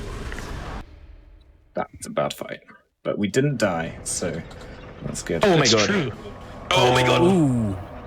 It's okay. You're okay. Is Nick in the fight? He's in the fight. Yeah. Okay. Yeah. I just lost like 20 got seconds bonked. in that fight, so it's a little worrying. He got bonked once, but he's recovering. Any more bunks, Nick? No, please. I'm scared. I'm scared. Any bonks in the chat? Oh, thanks God, dude. No, that's okay. That's a good finish. Oh my god! No! Oh, the miss. Dude, there's Blue the Smelter. Oh. Dude, Blue Smelter. Stop, dude. Stop jumping. No. Oh my god. Oh shit. Oh my goodness. Oh my god. Thanks God. Thanks He God. knows how to keep it interesting. Wow. So Someone want to let me know what happened? My heart, dude. What was going on there? he got hit like 2 more times by Blue Smelter and killed him with about 5 HP left while the fire was ticking on his face. Ah, okay, yeah. Dude, Pseudo, I was about to do the last hit, and he stepped back. You know the jump. Yeah. And And then I reached Blue Smelter again, and he stepped back again, dude. I was like, oh my god! But I was like using negative stamina at this point, and like I got the poke, and I survived with like 1 HP. It was really like frames from death. Yeah. Wow, dude. Nick riding his luck here, I feel like. So much. Yeah. I'm hearing a lot of nearly Brazilian deaths, magic. but I can't really complain. I spent it all, He dude. took all Took all the build energy at the start, I guess. That's fine. Yeah. The Brazilian magic coming in clutch. Yeah, dude. It's all those barrels. Yeah, barrels are Barrel luck. Yeah. awful. The ghosts of the barrel are now coming to his favor. So we've now basically killed every boss in the first half of the game. Yeah. So we're going through the big door that they just went through, the Shrine of Winter. That's what you need to kill all 4 lords to do, or get 1,000,000 souls, which we have fulfilled both requirements. So this kind of brings us to Drangleic Castle, which when I first played the game, I thought was going to be like the late game. Like I thought this was going to be the end. But it's not even close. So we're coming up now on, this is a pretty long area, but this is, I would say we're in the back half of the run now. Yeah, I mean, in terms of kind of like where you're most likely to reset, we're probably not 50% of the way through yet. Because the last kind of 30-40 minutes are a lot worse than the first 1 hour. Yes. Well, the first 30 minutes are bad, and the last 30 minutes are bad. And then it gets okay. And this part's okay. So, yeah. It's like the first half hour, the last half hour, and what we just did, Fume Knight and Blue Smelter. Those would be the big reset points, I think. So that's quite a lot of the run, really, but yeah, but I mean, there's like 45 minutes in between the first half hour and where we just were that is pretty okay, and then there's another 45 minutes coming up here that is pretty okay.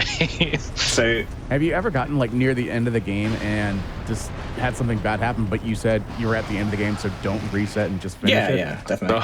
I finish bad runs sometimes, definitely. Like, in terms of difficulty, the end game, like, I do split the thing in like 4 parts: early, mid, late, and end game. End game is the worst. Like, it's the most difficult part in the run. Like, early I think game that and end game, it's not a surprise dying like 1 hour and 50 minutes of the run. There is some bosses. There are 2 bosses, like Burnt Ivory King and Nava. Those 2 bosses are like the true challenge of this run. Yes, and they're very close to the end. So what Nick is doing right now and what Pseudo just did is talking to Gandalf for the second time. So we have to open these doors by killing enemies near them, and it puts their soul into the door and it makes the door open. And then we have to do that and talk to this guy because it's the second spot we talk to him to enter the Dark Lurker Covenant.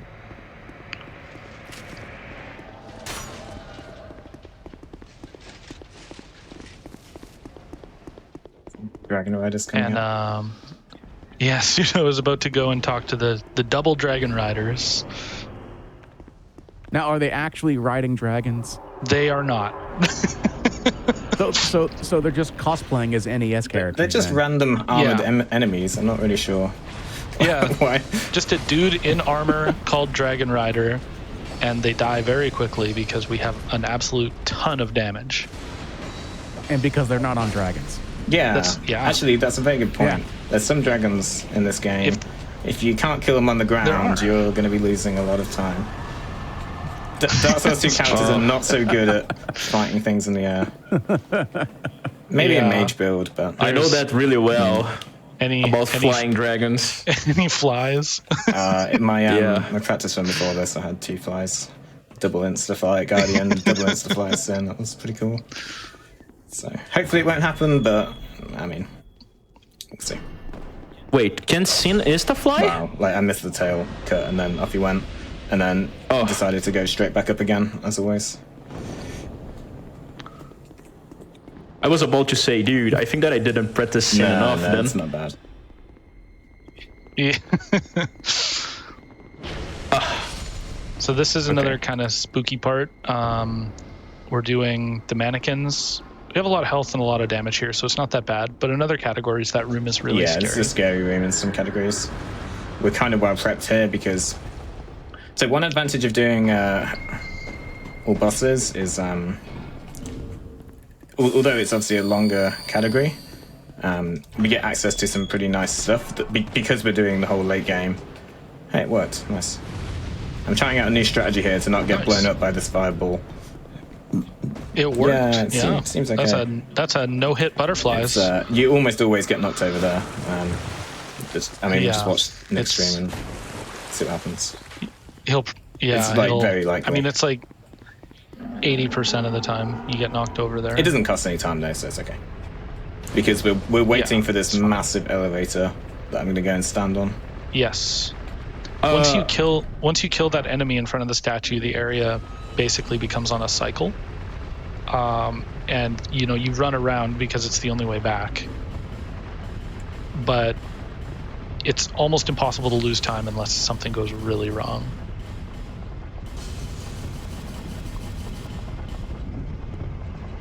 Wow. The enemies just did nothing for Nick, so that was cool. Okay. Yeah, I don't know what is your thing, your strategy, Pseudo, but I do roll forward, and if I drop the ladder by walking, the pyromancers, they don't shoot. Okay. Cool. So we're definitely entering the land of long elevators now. Yeah. This is the first of 3 or 4 that you do just in rapid succession. We pop all of our souls that have been storing up throughout the run. Yeah. A bit of extra money. It's convenient that we have these long elevator rides that you can just pop souls the whole time. Do some light menuing if you want.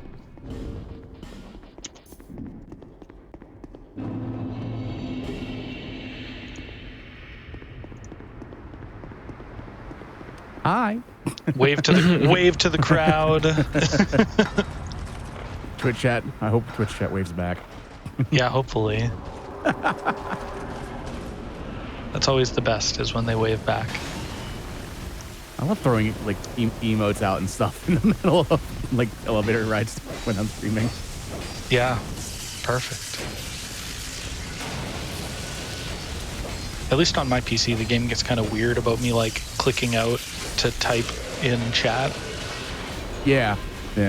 But I play in full screen, so I know some people play in windowed mode, and it probably behaves a little better if you're in windowed mode. Oh, I could play windowed mode. So the boss that Pseudo just killed, and the one Nick's about to fight here, Looking Glass Knight, we call him Mirror Knight. There's an AI manip for him. It's one of very few bosses we actually have an AI manip for. But basically you kind of run underneath him because he always opens with a jump attack, and then if you are a certain distance away, he does a swing, and then he's going to do a lightning attack, and if you loop around him and then keep hitting him, he'll just do that lightning attack over and over again. It's pretty nice. It's it's as long as you do it right, it's 100% consistent. If you screw it up, if you get hit by him, or if you don't loop around him, or if you don't do enough damage, it'll break the loop. And by then, the way, Pseudo, what do you do in Mirror Knight? Because I open with 3 R1s, then R2, and then I do 4 or 5 R1s, but I never can get the finishing R2 and the. I got it this time, but I think it's random, to be honest. Oh, what a roll! Oh. It's like the hardest roll in the game. Shrine of Amana, which we know is the great equalizer. It's not as bad in this category because we have a ton of stats here. I don't know. I'm pretty worried, dude. This area, it's never good. This is up there with my scariest areas. Gargoyles was not up there. I managed to die in gargoyles, but this is one that I'm expecting to be awkward. It's kind of like there's two difficult parts to it as well. Yeah. So this part is just dodging these soul arrows that have very good tracking. Yeah, very good tracking, insane range, like longer range than the actual casts themselves. Despawning, which is quite funny. Yeah. Like the soul arrow can still track you. There's no enemy there. With the soul arrow. It's great. No, Dark Souls 2 is a good game. It is. And then you come up to this fog gate where if you're trying to go fast, you just have to kind of run past all these enemies and hope they don't interrupt you at the fog gate. But I think we're probably going to see a safe Amana here. I know no, we we're not. were kind of memeing about Dark Souls 2, but Dark Souls 1, I believe, is on Awesome Games Done Quick 2022. And don't forget, that starts Sunday, January 9th, this Sunday at 11 a.m. Eastern. For more information on the list, just go to gamesdonequick.com for more information. There's one run at GDQ this year that I saw that was instantly, I need to watch that, which is somebody's doing blindfolded Sekiro. Oh, Yes. That sounds wild. yeah. Blindfold. Thank you. Nice skill. So Earlier today, I tried doing blindfolded Sin. Dude, impossible. Sin's a hard Dude. boss when you can see. Please? No! Oh my god! No, dude! No! No! No! No! No! No! No! No! No! No! No! No! No! No! No! No! Oh, come on. No! You got this. You can no. survive. Is he It's running okay. around the fog gate? He is, yeah. Oh, no. Dude, You got this. It's it okay. is very scary. Please, Farham, bless me. Farham, blessings! Good. Let's go! Yeah, you're good. Okay, so that's one scary part. The other scary part is picking up the item up here. I was going to ask earlier if when you're at those loading areas, if the enemies could attack you, and I just had my answer. Yeah, It's for about the first half of the animation. Yeah. it's There's not like in a- the other games. It's just that's a Dark Souls 2 special. That one, unfortunately.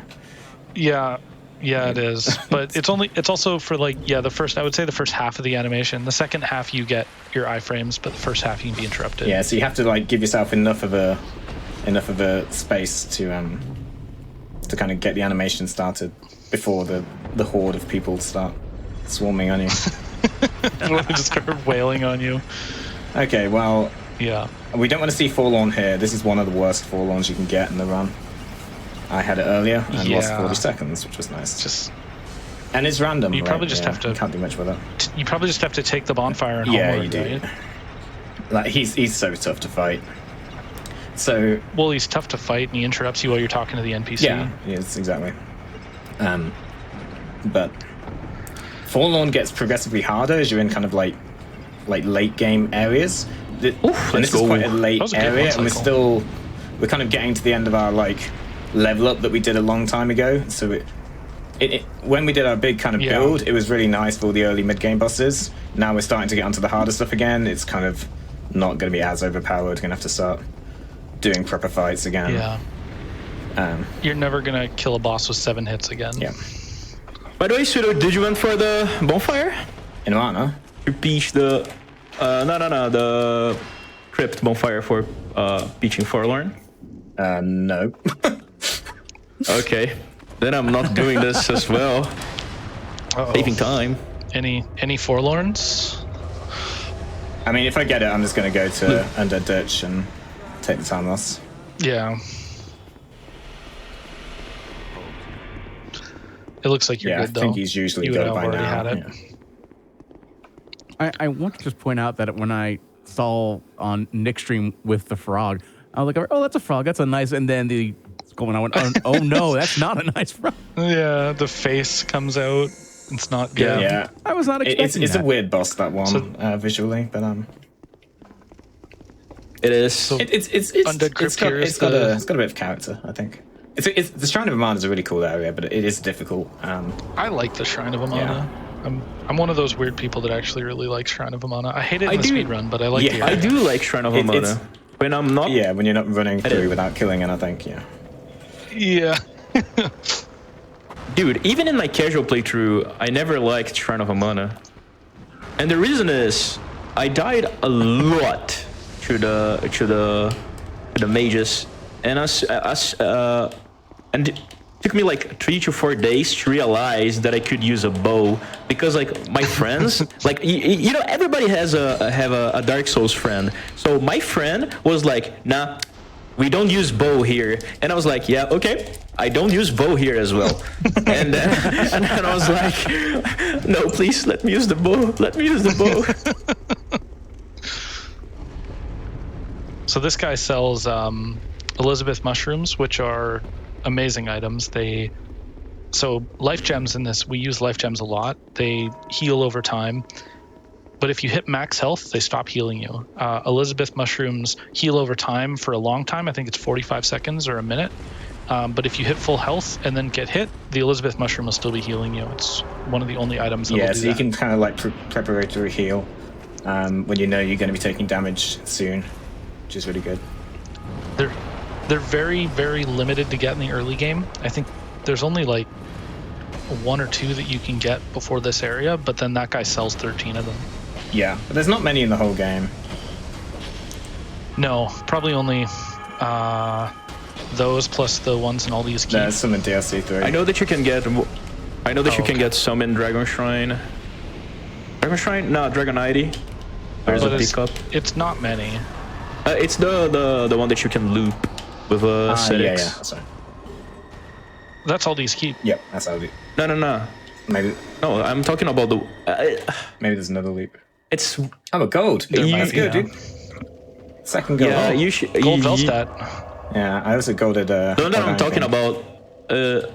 You should use a static on the bonfire, the first bonfire in Dragon ID, the one that you. I don't know this one. The one that we peach. I had a forlorn, by the way, Nick. So you know, number 1.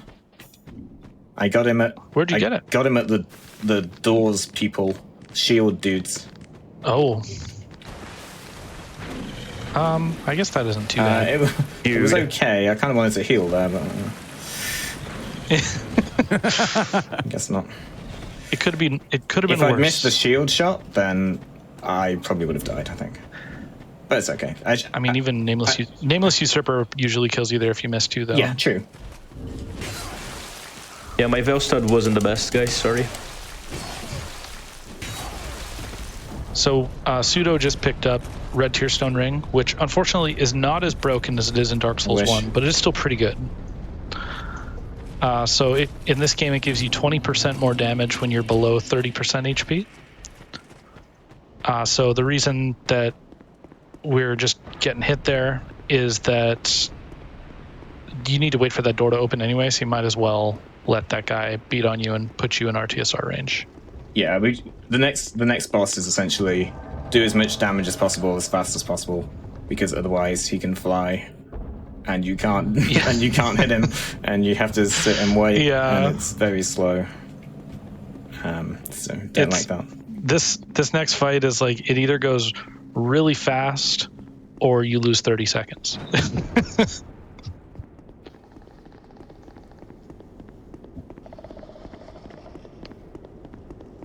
This is a fun area, casually as well. I like exploring all the side rooms, but you kind of just blow through it in a speedrun. Yeah, there's a lot of like content like to the right hand side here. Hit me, dude. And the left hand side actually. Yeah, Dude, there's like a hit me. there's like a hidden bonfire to the left. Oh my god, he's just not hitting you. Yeah. Rip my Did you RTSR hit him and go setup. for the lightning attack, Nick? That's the new meta strat. Oh, the lightning attack puts me in RTSR? yeah. Oh, that's meta then, dude.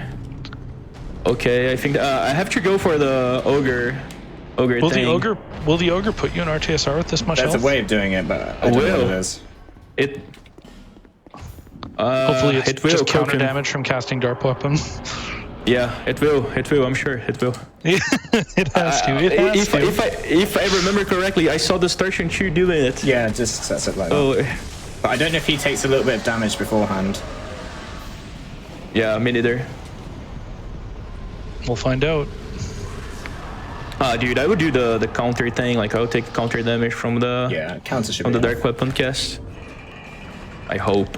I mean, I'm sure that I will not die because I have 31 vigor, but imagine if like 30 vigor and like 30 vigor you can get RTSR, and with 31 you cannot. This would be sad. Do you have 31? I have 31. And some extra souls.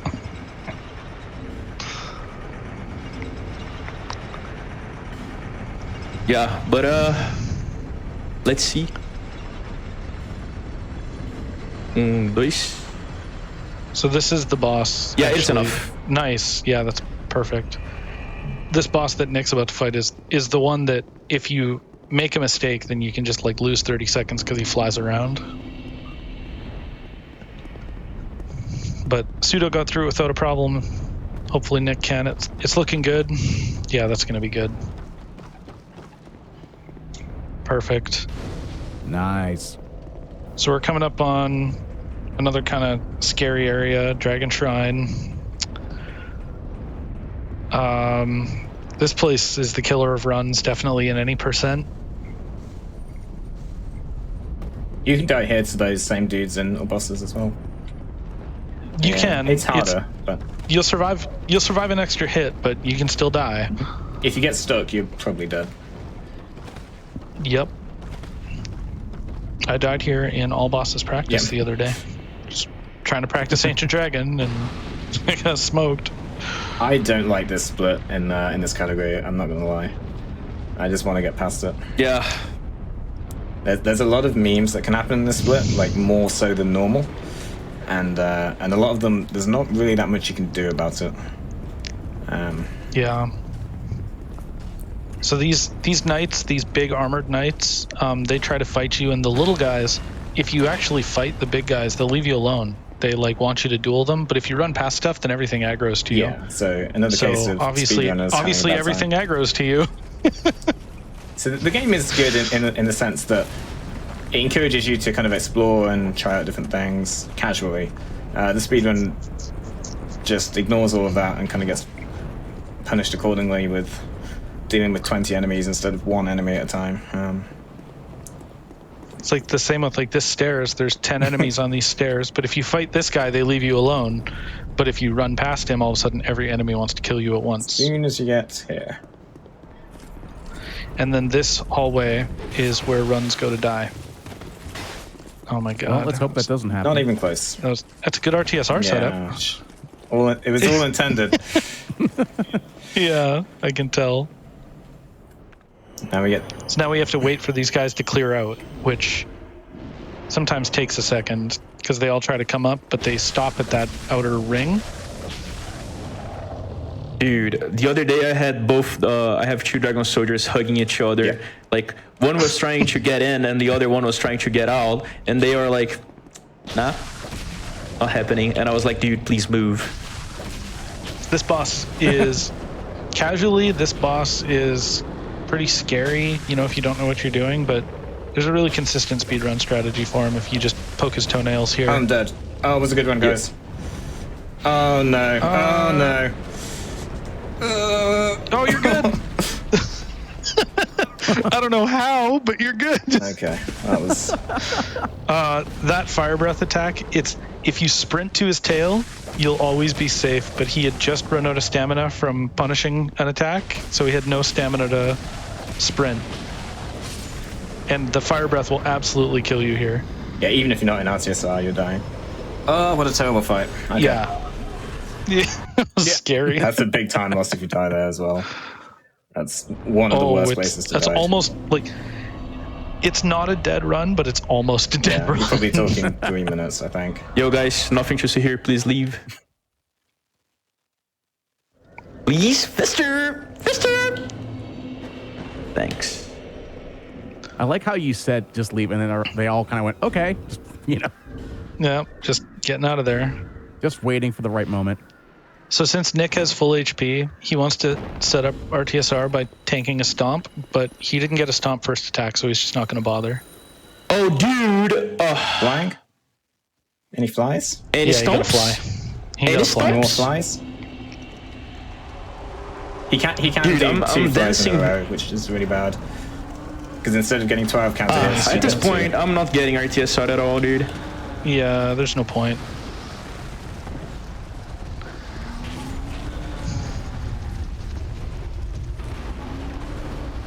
Pseudo's now fighting Giant Lord. This boss can, I mean, you're fighting him in Red Tier Stone Ring range, so if you get hit by him, you'll die, but he's not that scary. He doesn't have that much health. Oh, I can't see much. Yeah, you spend more time fighting the camera on this boss than the actual boss. That was a little scary when he's that close to the wall. Always in speedrunning when the main enemy is the camera. Camera Lord, yeah. Yeah, definitely. So we're approaching the final big level up. I think there's one more boss before we do level up. Yep. So we're going to fight Sir Elon, which is my favorite boss in the game. I love this boss, but the run up to him is awful. There's an ongoing trend here, isn't there? Everything in the DLC, pretty much every split is awful, but it is very much. I don't know. This area is pretty bad casually as well, but a lot of this is. It is. You could make your life easier than we are making it, but it makes for a really challenging speedrun to learn, which is quite cool. It also makes for a very hard speedrun to complete, because there's two and a half hours of chances of something going wrong, and normally something will go wrong in that time. And you have kind of limited resources as well. You have bright bugs, but you know, if you die on too many boss fights where you use bright bugs, you have to do those already difficult fights now without the buffs. And it's one of those things where if you die too many times on those fights, it becomes difficult to even complete the run. Yeah. Especially the fights that we're soloing that are not meant to be soloed, really. If you don't have the buffs for those, it's just nearly impossible.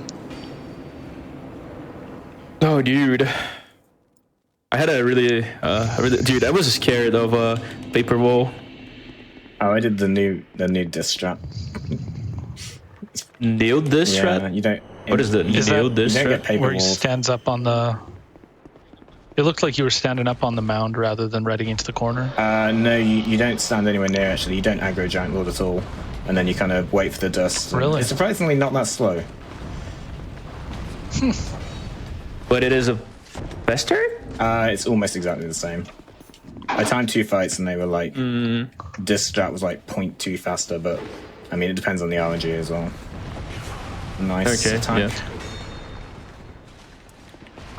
So this is the area before Sir Elon that's awful. It's just tons of enemies. They're shooting arrows. They're running at you. Sir Elon's on fire? Yep. He took it, yeah. But this is a great boss. I really, really like Sir Elon. He's very fun. Dude, I managed to dodge an arrow with the bonfire lightning up animation. I framed the arrow. He has a special death animation, Sir Elon does, if you do the boss without getting hit. It's so normally, normally he just dies, but let's see what happens for Pseudo here. Any bleeding, Pseudo? No, dude, I'm not doing any damage though. He's like jumping at every single attack. Yeah, he's giving you really pretty bad jumps. Nice. So we got the special death animation. So if you do it no hit, then he commits seppuku, which is pretty cool. That was a very slow fight though, but you get the cool animation, so totally worth. But you did get the cool animation, so speed running or swag running, you be the judge.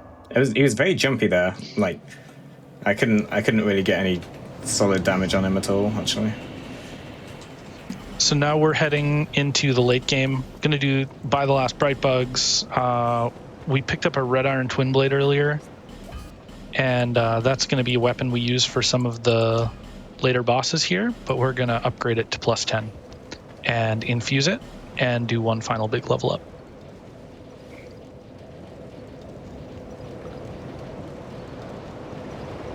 So we need to upgrade our dex and strength so that we can actually hold the red iron twin blade, because we don't have enough stats to do that at the moment.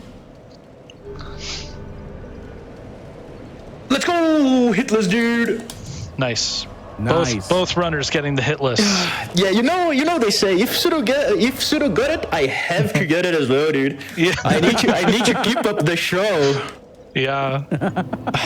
give the internet what they want. You need to give me some more breathing room. Hunting me down for like an hour and a half. Nah, dude. Yeah, it's the mad respect, man. It's like ever since that death to gargoyles that you guys have like been exactly the same amount of time apart the whole time.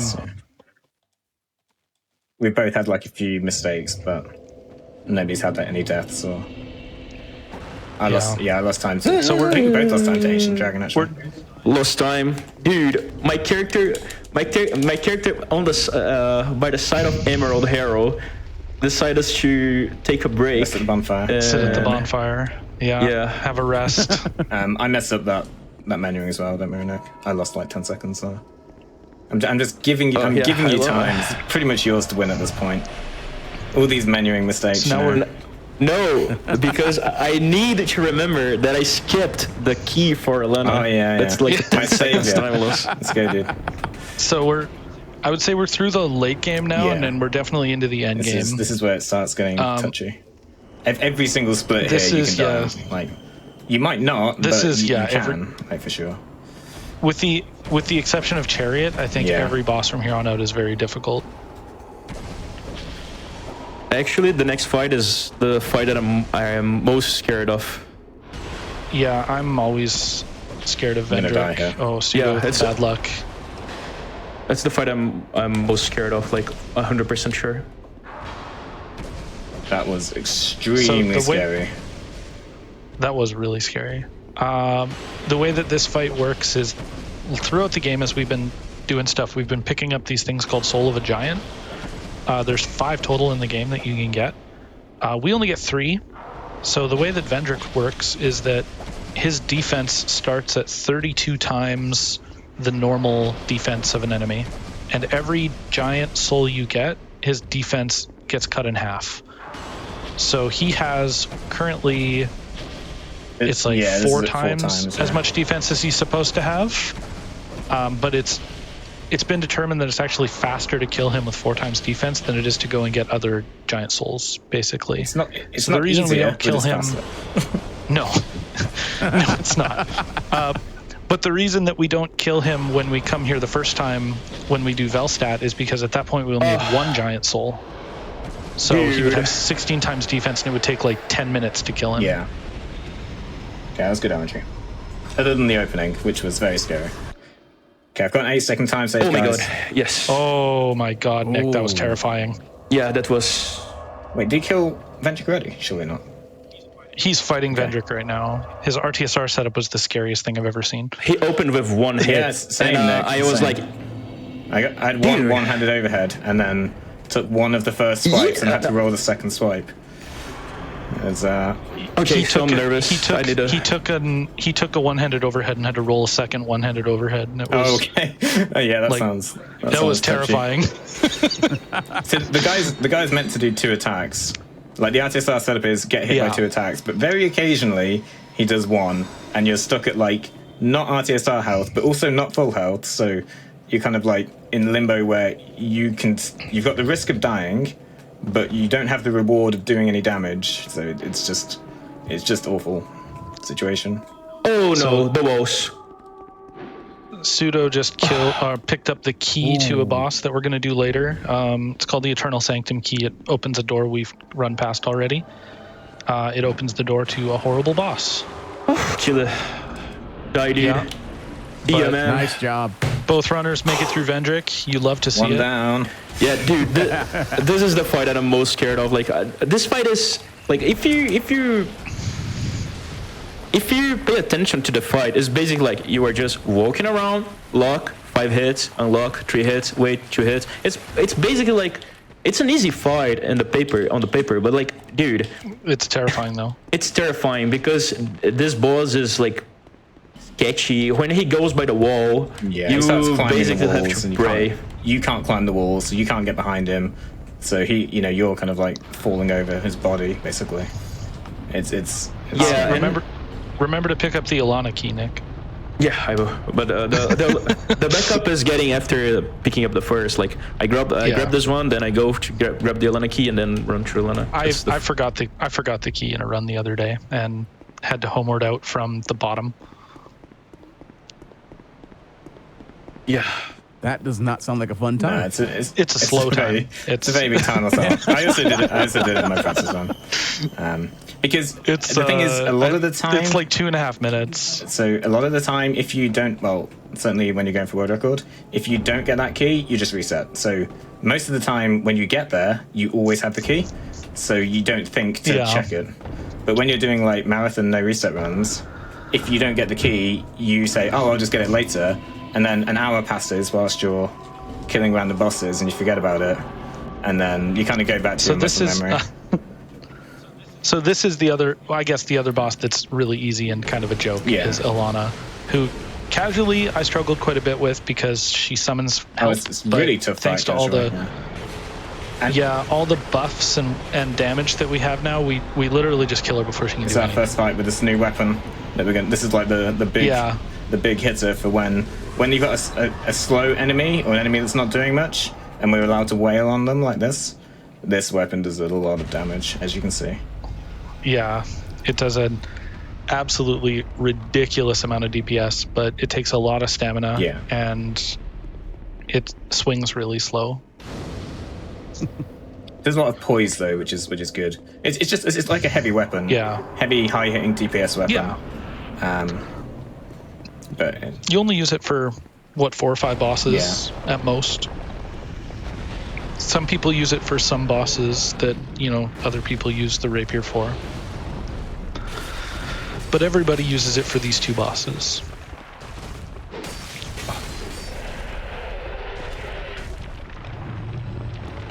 So we cut Sin's tail off there, it stuns him, and it got kind of bad RNG there, but it worked out, he didn't fly.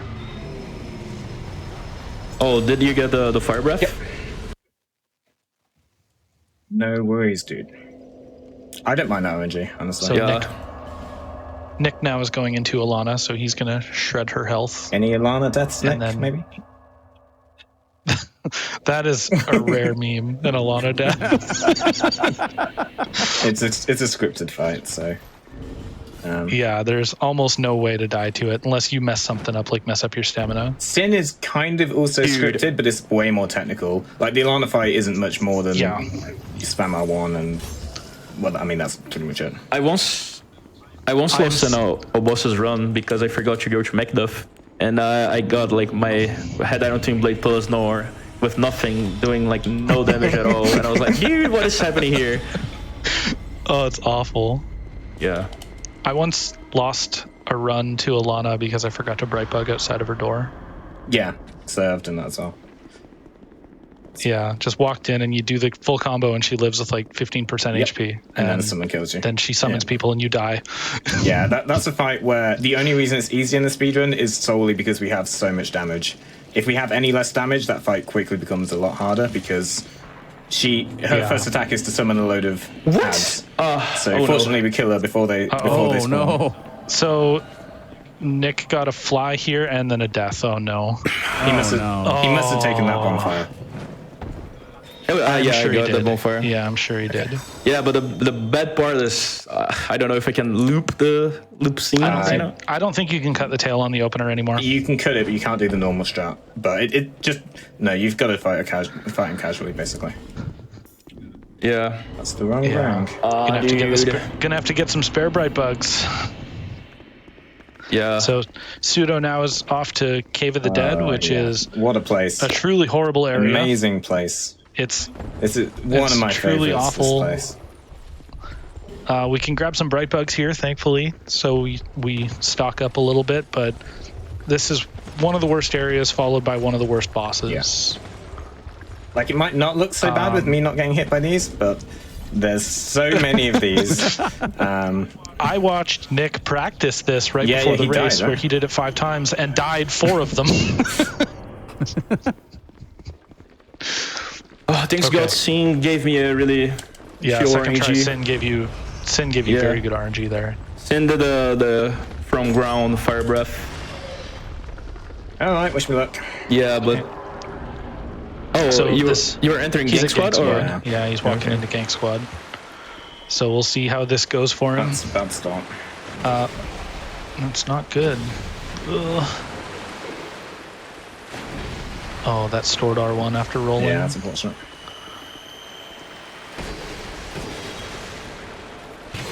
Oh, dude, I equipped Silver Serpent Ring after Sin. Nice. You need those souls, you know. Yeah. you can see the strategy is very much stand in their face and tank. Pray. Just hope for the best. Cool. It's fine. Could be worse.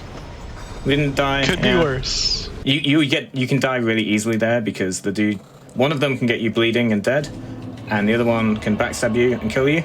The other one can shoot you in the head with an arrow. They all have essentially completely random RNG. Like we don't have any strategy for this fight at all. It's just no. It's just go in, see what happens, see if they give you any free shots. If you do, take them. Try not to get hit as many times.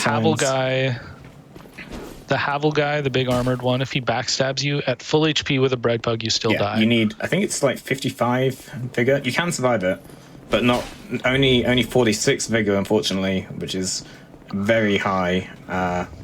No, you get one shot through a bread bug.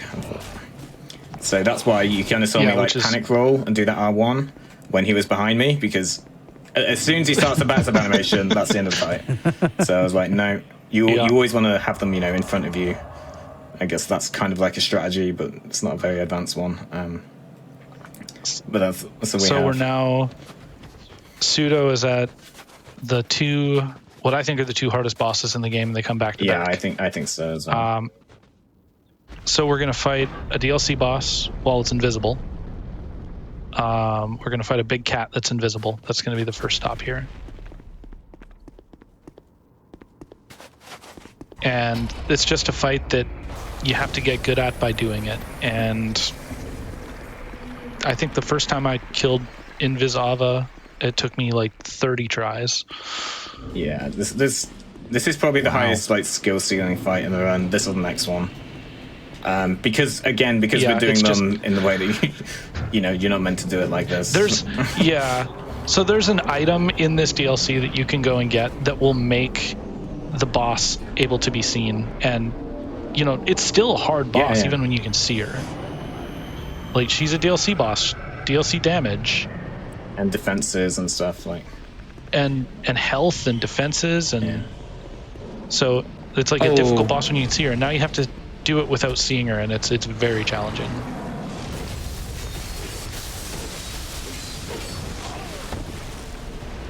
Oh, this gank squad is not going well for Nick. Oh no. Yeah. I don't think he's gonna die, but it's not going awesome.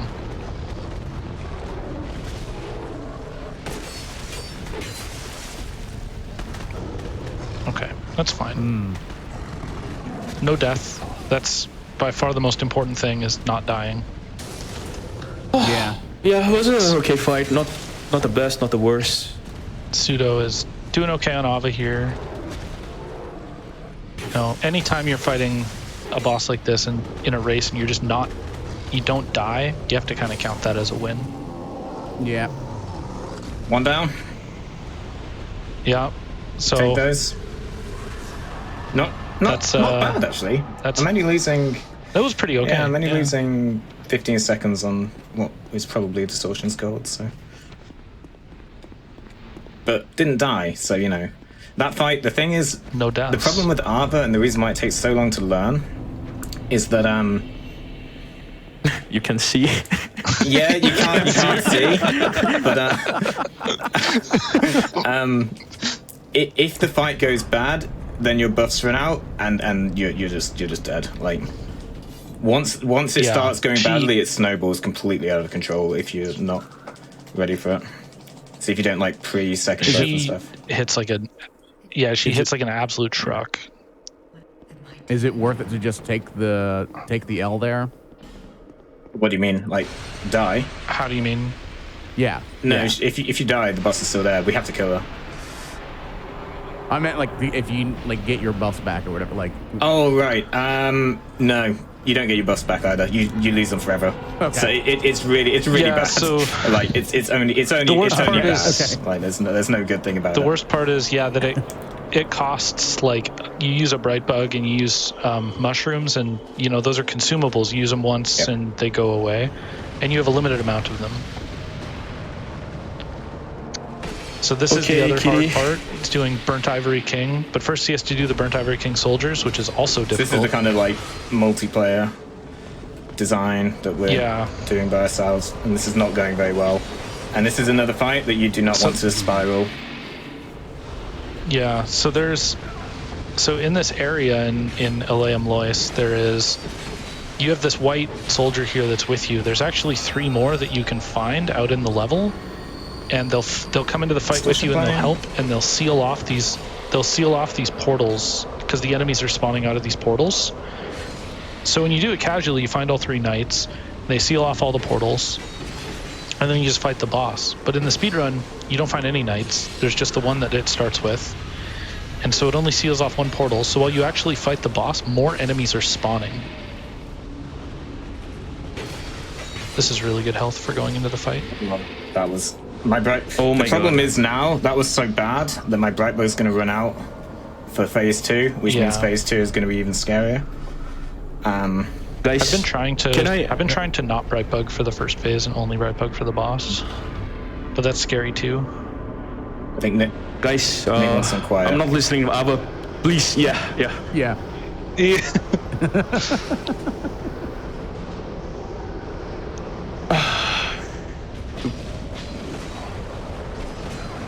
Let's give Nick some concentration.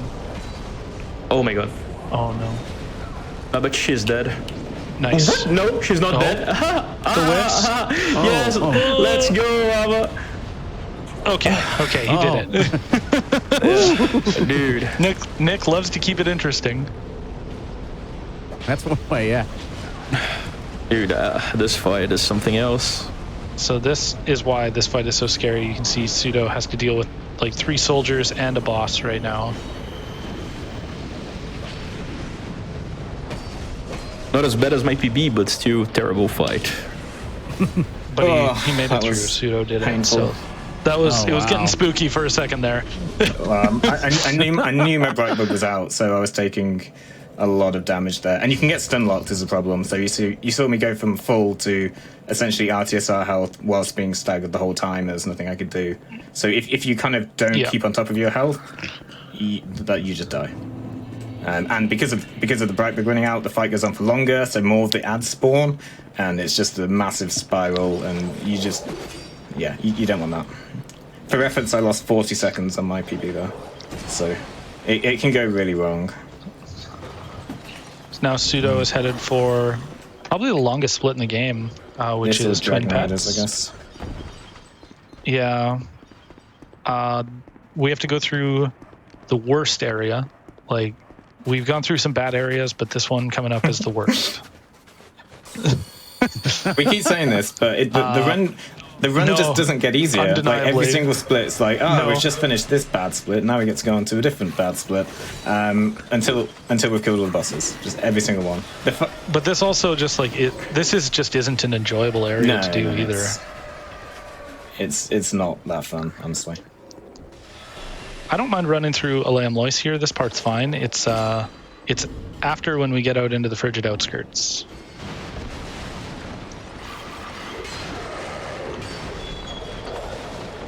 Nick is fighting his Burnt Ivory King here, and I can't tell if his soldiers are going okay. Doesn't look too bad. Could be worse, could be better, actually. I had a really bad Burnt Ivory King Nick, so give you a chance there. My soldiers are, like, not fighting. Yeah. Yeah. A lot of AFK soldiers. I would try to triple heal, but Your health's kind of high for triple heal, but yeah, I would double heal. So a strategy we do on Burnt Ivory King is we get a load of healing going because we know we're going to get hit. So if we're low enough health entering, as Luth said earlier, as long as the health bar doesn't hit the top, we'll still heal. So we get some big heals going from really low HP, so that we get hit during the fight as expected, and then it kind of heals us like for a longer period of time, just to keep our health as high as possible. Oh my god. During getting hit. Oh, geez.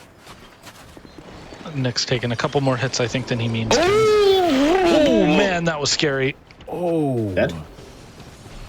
Not quite. Not yet. Like 1 HP, but not Death dead. here would really put my mind at ease, Nick, if you're feeling generous. Any Burnt Ivory King deaths? Yeah. Nah, dude, I'm pitching. Yeah, Burnt Ivory King is. Yeah, I think okay. Ancient Dragon. I would probably be more annoyed at dying to Ancient Dragon than Burnt Ivory King. Oh my god, my Bright Bug ran out, Yep. dude. Oh, I'm scared. Yep, here it comes. Uh-oh. Yeah, this I'm is actually the fight scared. spirals. The fight just starts spiraling. It's really bad. Though Pseudo is coming up on a scary part all of his own.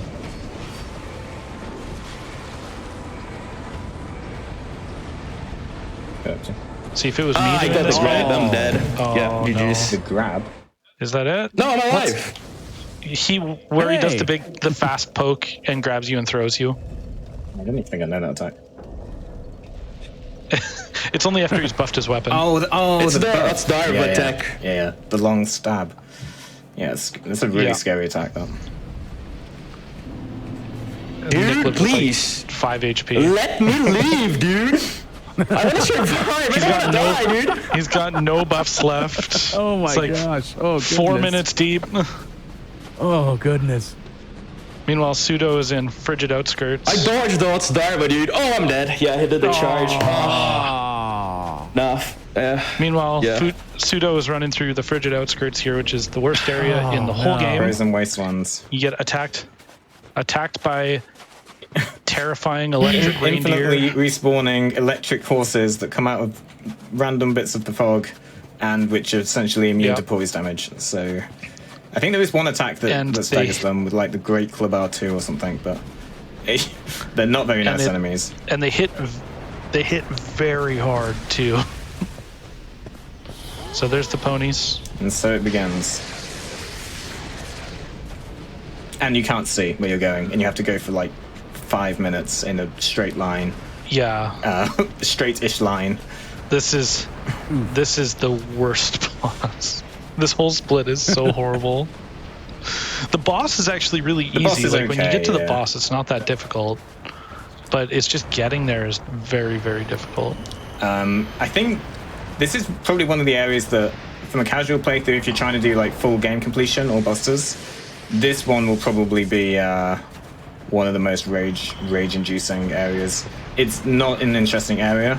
You just always get killed by horses, and you don't know where you're going.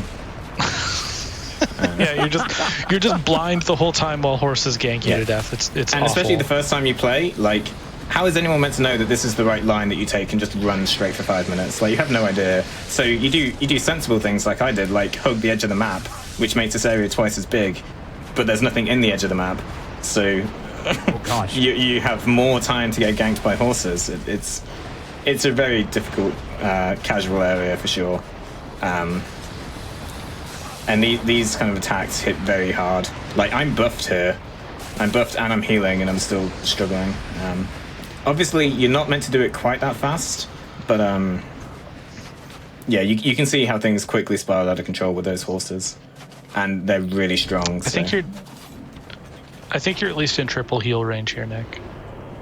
Yeah, I did it intended. But guess what? I don't have Raiden life gems right now. Yeah, you only have an old Radiant. Old Radiant's good.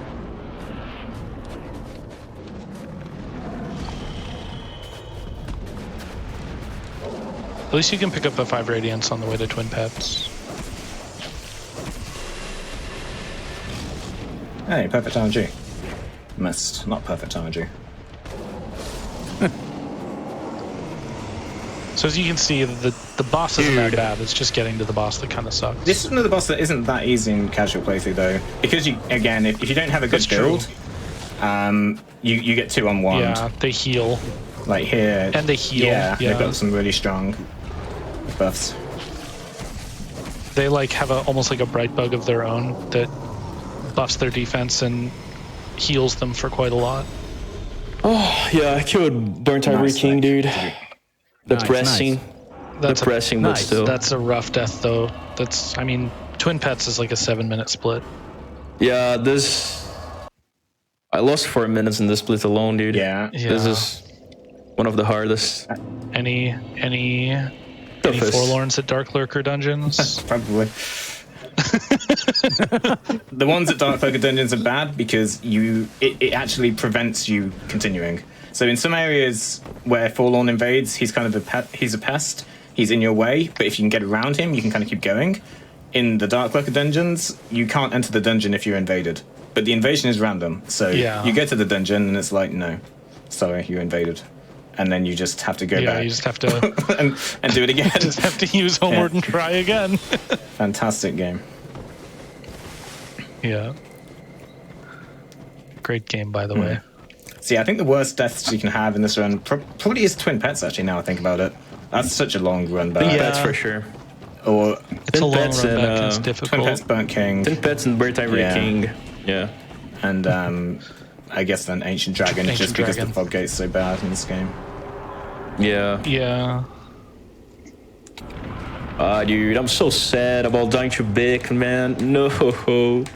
I really want to Dude, watch the stream I'm- back and compare this race. Because I haven't been like following it. It's It's been following audio. It's been a good Yeah, race. it's good. It's been a good race, and it also just shows how difficult this run can be Yeah, sometimes. yeah. This game is hard. Like, So- I know we could kind of sometimes make it look easy, but these are very optimized builds, and like compared to like a casual playthrough, and it's still very hard in some of these splits. Like, We do have one more easy boss, which is what Pseudo is doing right now. This is like an early to mid game Yeah. boss. And you just kind of kill him now because when you come through here the first time, you don't really have a build to fight him yeah, with. it's another gank area. You don't want to be fighting lots of them, so we decide to kind of leave it Yeah. and come back when we can kill him before anything else gets in the way. Essentially, it does add an extra warp though. Yeah. So It's just a cleanup boss. yeah. We come back when we've got a much better build, and Yearn there is really good because in this game, as you saw, getting into fog gates isn't very reliable. So Yearn kind of helps you ensure that you can get in. And you sort of see, like, in all Souls games that at the end of the game, there's always a cleanup boss. Yeah, yeah. Like Witches or whatever in in Bloodborne. DS1. Yeah, and like in DS1, you do Gaping Dragon and Capra Demon pretty late, and in DS3 you do Old Demon King right at the end, and Yeah, sure. so there's always a cleanup boss that you run by early in the game, but you don't have the damage or the Yeah, build to make that boss You easy. just kind of get a nearby path or whatever, and then Yeah, you just grab a nearby bonfire or a shortcut and just grab it then. Dude. okay, there we go. Rough Burnt Ivory King, dude. That was the only death that that was the only moment that I was praying for not die, dude. So Nick is grabbing some safety bright bugs here, just because of a couple of deaths. He's going to be short bright bugs. So there's some here. It's a bit of a time loss to grab them, but it's more of a time loss to not have them. Yeah, Oh wait, you only get 2. yeah, it's only 2. Yeah. How many You do I get 2. need? Yeah, I'm You safe. have 3 I guess. left? Yeah, I have 3 twin pets, You just lurker, won't and- have one for Aldia. Yeah, but that's what I use. Yeah, that's fine. I mean, you died 2 times after Sin, bright and bugging, I lost guess? the Sin Bright Bug Yeah. and Sin and Vic, yeah. yeah, Burnt Ivory. Yeah, sure, okay. Dude, no. not Burnt Ivory King, man.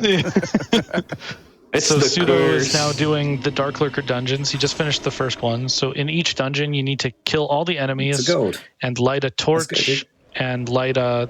There's like a sconce in each of the dungeons that you need to do. So we do it right at the end because Dark Lurker is a pretty hard boss. But he's... Honestly, in the speedrun with the build, Dark Lurker is pretty easy, but he's a difficult boss Yeah. to do. He's one of the harder bosses Yeah, for casually. sure. Probably the hardest base game boss. It's also probably my favorite boss actually in this game. He's so much fun. I like Dark Lurker a lot.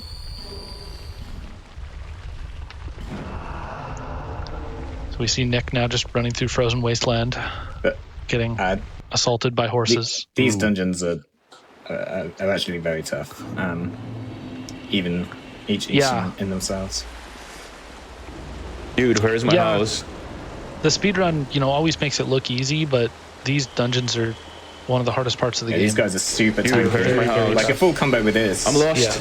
Yeah. You saw we basically killed a boss with a combo from this weapon, and this is like one enemy. And they have huge poise. They do a ton of damage.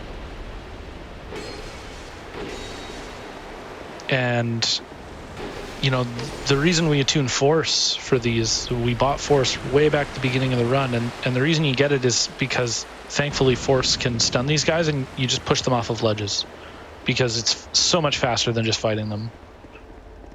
Dude, I'm lost, man.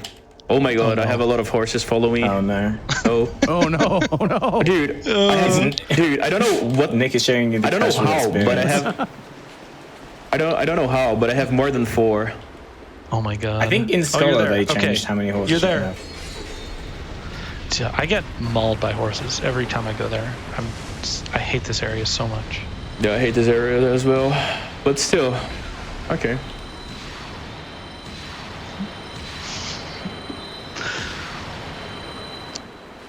I feel like it would have been faster to just kill him Yep. with melee pseudo. He used like 7 forces on him. It's mainly the guy after that's actually scary. If you Yeah. kill the dude, if you kill the pyro with just a melee attack, you have no stamina. Oh, true. And if he comes behind you and this guy also one-shots you from full HP with a backstab. So you don't really know what he's up to, Yeah. and you don't have any stamina because you've just killed the other guy. So it's like the force strat's normally a lot safer than that. That looks pretty dodgy. It's just to kind of make sure that you're not getting killed from behind and stuff. It's a good first pet from Nick, though.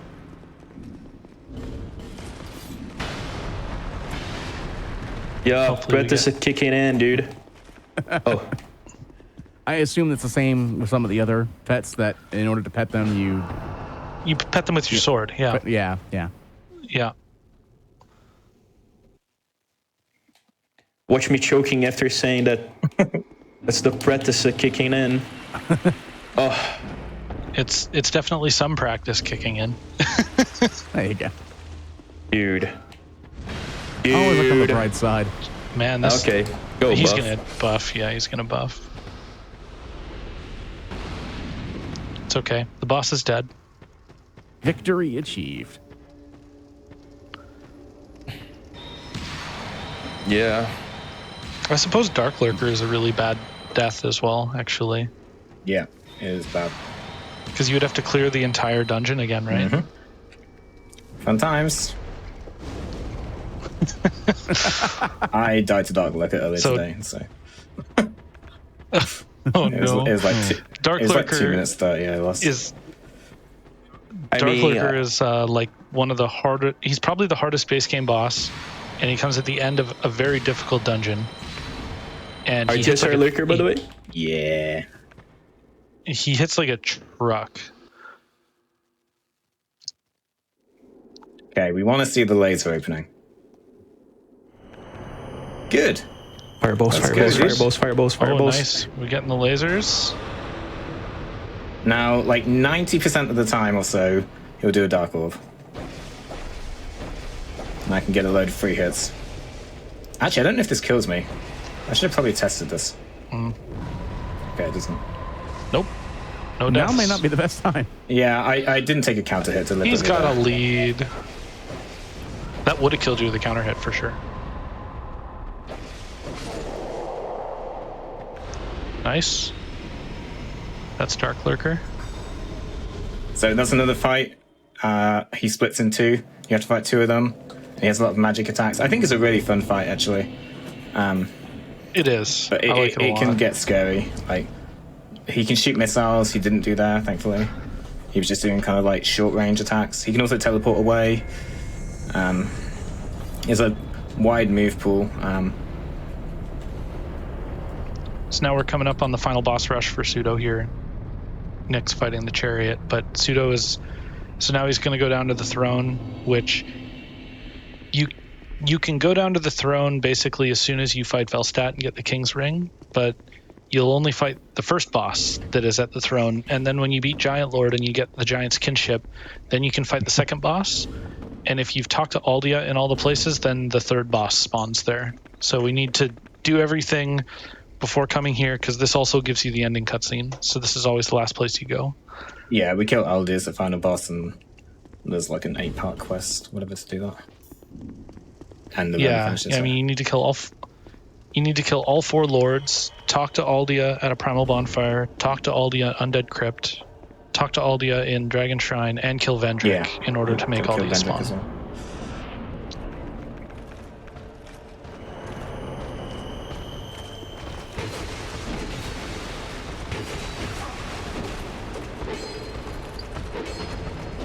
This boss can be kind of scary, the Throne Duo.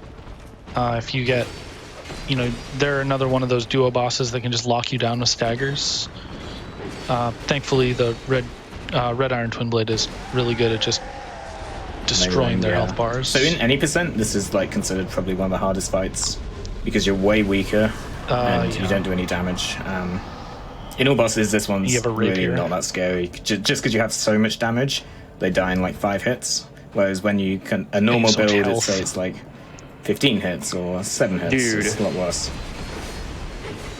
Yeah, I mean a huge difference with all bosses is that we come here with 46 vigor. In any percent, you come here with 18 vigor. Okay, I'm facing trouble in Dungeon 1.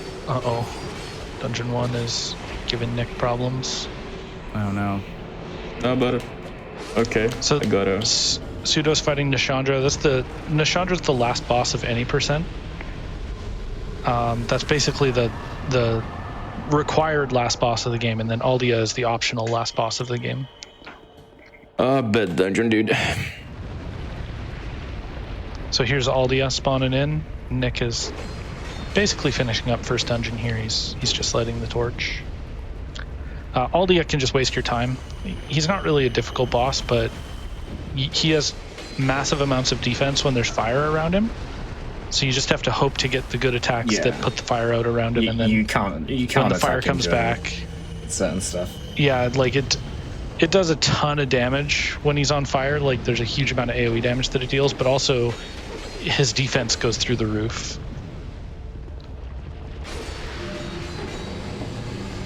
GG, Pseudo. GG, sub 220. It's a good run. We take those. Yeah, it's a good run. 222 with loads. Not bad. So Nick is heading to Dungeon 2 now. He's going to go and... Praise for underestimate. Yeah. Hopefully Please good, go forward. hopefully good Dungeon RNG. Yeah. Guess I can get a stream up now. Watch. Yeah. Yeah. Let's go, dude. Any forlorns? Oh, guess what, guys? Guess what? Forlorns. Guess Ooh, what? this is scary. Okay. Yeah. So It's you fine. can bone back, but Nick's gonna kill him. He's going to fight him. Yo, dude. Oh, Forlorn's a PvP god. He has the NPC poise. And this is an early game We have a lot of forlorn, so damage this here. one's easy. But like, you consider we've got essentially the strongest build in the game, and that was still, this guy is really tough when you actually get here normally. Yeah. Yeah, there's two places he can spawn in this area. When you come here normally, the spawn that Nick got is the bad spawn. But it's still survivable. It's just in the good spawn he can't even get to you.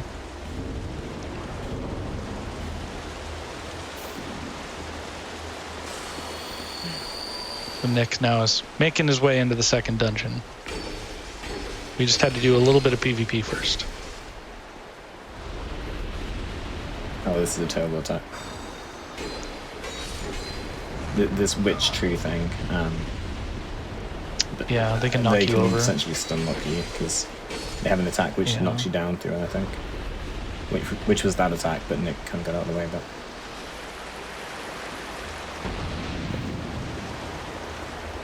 So in the meantime, Pseudo, do you have any particular shout outs while we slowly get to the last little bit here? Not particularly. A bit of a shout out to the Speed Souls community, which is essentially the From Software games, the Bloodborne, Demon Souls, and Dark Souls speedrunning community, who have been really cool to me over the last, 6 years now that I've been speedrunning. And they're all absolutely Dude, what is very this? welcoming. This looks scary. What is this? How'd you live? He's in the water, so it Water, takes dude. just reduce. So you see the force strat now? It doesn't seem so bad. That's true. Anyway, Oh, that guy survived that, I think. but yeah, it's really like if anyone's interested in speedrunning or that kind of thing, and it's really fun. We like play like bingos and stuff together. It's really nice. Obviously, you can find me on Twitch if you're interested in that. Mainly doing speedrunning stuff like this, but I like to do challenge runs as well in this game. There's a lot of cool different challenges you can do. So anyone who's interested in that, then Shout out to the time Pseudo did Torch only for like most of the bosses in the game. yeah, I actually still have that. I have 450 gigabytes of video on my C drive for Torch only. I need to edit it, but it's so much effort. It's The torch in this game is just horrible. Like, it's not a really wieldable weapon. It's just a consumable item that is unupgradable. it was. So like we're hitting here for, you're seeing 800, 900 damage from some of these hits. The torch hits for like 25. It's less. It's like 4 sometimes. Sometimes you don't even deal damage. sounds like you have to buff your fire damage so that you deal more than 1 damage. It's I don't want to say it was fun, but it was Interesting. concerning. Dude, I thought that Suda would go. I thought that Suda would quit Dark Souls 2 forever. Like, I think it was only like 37 hours total, split over a couple of streams. But that's quite challenging for a game that you've completed thousands of times, I guess. But there's a lot of different. I mean, you got to think do, of new ways to keep it fun. Yeah, exactly. You go insane if you do speedrunning all the time. Oh, Nick got the same RNG as me. He played it better. One nice thing that we discovered recently, actually, is the thing that you've seen it a bunch in this run, where if you jump at the same time as you're like hitting yes on a dialogue, you skip the animation of like giving an item to an NPC. It's I survive cool. this? It's a cool little time save. Yes. Dude, can I get RTSR with this help? I mean, you had a lot more than I had. Maybe don't take double Okay. counter hit from fire, but Oh, dude, wait a minute. it's like that. It's like that carnival game, isn't it? Where you gotta like hit the thing into the pond or whatever. Yeah. But yeah, Dude, so I just hope sad. people have enjoyed That big this race. Showed off a decent amount of the game. He gets laser as well. Oh, let's go laser, dude. Yeah, you're definitely safe on pretty much any attack. That's here. Nice. You Yeah, can you're even gonna take be a good. counter hit. Hopefully you can take. I'm pretty certain you can survive a counter hit. See what Yeah, happens. so Nick got the same RNG as me here as well. Yeah, that's pretty cool. Love to see it. Yeah. There it is. Nice RTSR. And this way we don't have to dodge that Dark Orb, which you have to kind of like get quite a long way out the way. Ooh. Oh, There we dude. go. It's okay. 2 on maybe? 1. Oh, that was No, he's good. Okay. that was bold, Nick. Fair enough. About that 2-1. Yeah, that was. I mean, Yeah, wouldn't have I gone for that was myself, without but- stamina when the dude went into splitting Omega early. Yeah. I was like, dude, wait a minute, I need to charge my stamina first. Yeah, so Don't rush things when over. Dark Lurker is Is that like a BOGO sale? that a what, sorry? What? A BOGO sale. Buy one, get one. BOGO? It was, Oh, it was, in it was the- a buy it was one, a get bad one. one. Dark Lurker fight. Just pretend I didn't say it. Let's move forward. Let's move on. So, but when he's splitting like that, you do double damage because they both have essentially collision boxes, damage boxes. Yeah. So you want to be waiting you on hit him when both he's of them at splitting, once. or him, which you can't. Yeah, do. but the dude went to the void way earlier. I was waiting for a normal attack, not the splitting. Yeah, dude. But yeah, hopefully it's been a Well- good showcase, good race. It was very close for a long time actually, until I guess Burnt Can. It was. I think it was Sin where the gap opened up Oh a yeah, little bit. Sen, yeah. But this Yeah. looks like it's still on estimate. Like this is a pretty good run. No, but But I think that if I'm only sad about the big death. Like if I didn't die to Burn Ivory King, I think that I would Sudo would finish killing Audia and I'll be entering duo. Yeah. Oh, nice open. No, this is Yo, dude. still it's a damn sight better than I could do. Yeah, same. Yeah, I think if you're kind of like, well, I think a very respectable time is sub 230. The world record was beaten recently and it's down to 211 now, but any sub 220 or sub 230 is really respectable. Like this is designed to be a very tough game, so. I mean, even for a marathon, setting and stuff like that, that's a great time. Yeah, exactly. Yeah. I remember watching Nick's first ever all bosses run, and I'm pretty sure it was north of 4 hours. Yeah, it's challenging. It's cool. At least I had a good Nashan run. Yeah. Yeah, it was a really good Nash. Very fast. Yeah.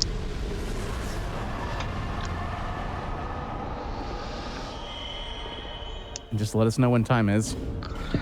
It's going to be the black screen once the boss dies. It'll be about 15 seconds after the victory chief comes up, assuming he doesn't die. Which you shouldn't, but sometimes this guy can he can take so long that he kind of bores you to death. Oh, no way, dude. Damage. Please. Much damage? No, dude, please. No! We have. Yeah. Oh, no. We're into phase 2. Yeah, okay, second phase. No. Well, my bad, dude.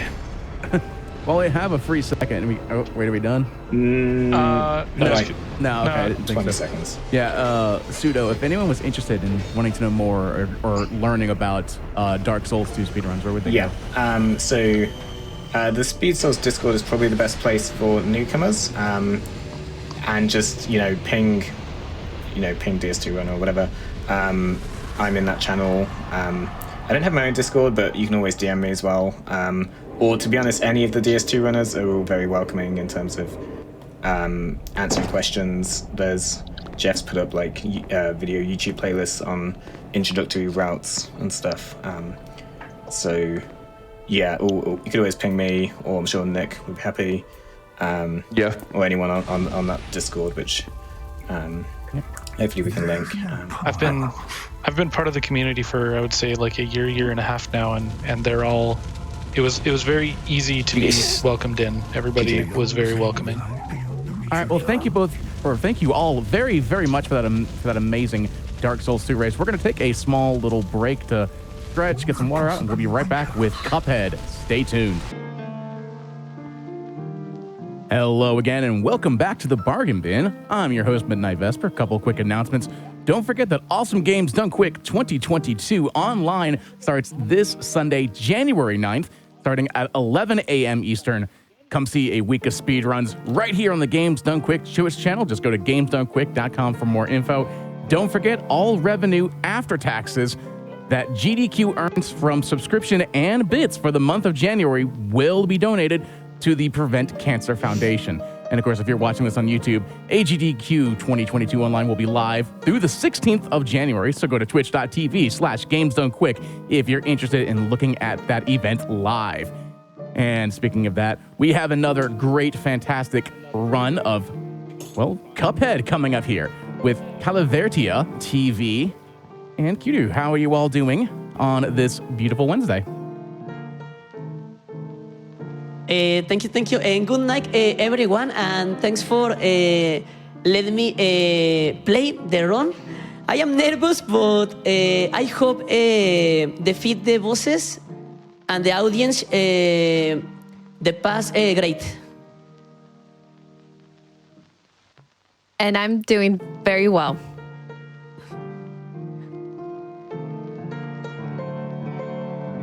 I hope everyone's having a good Saturday night or Wednesday night, whatever day it is. So, yeah, Calavertia, whenever you're ready. Yes.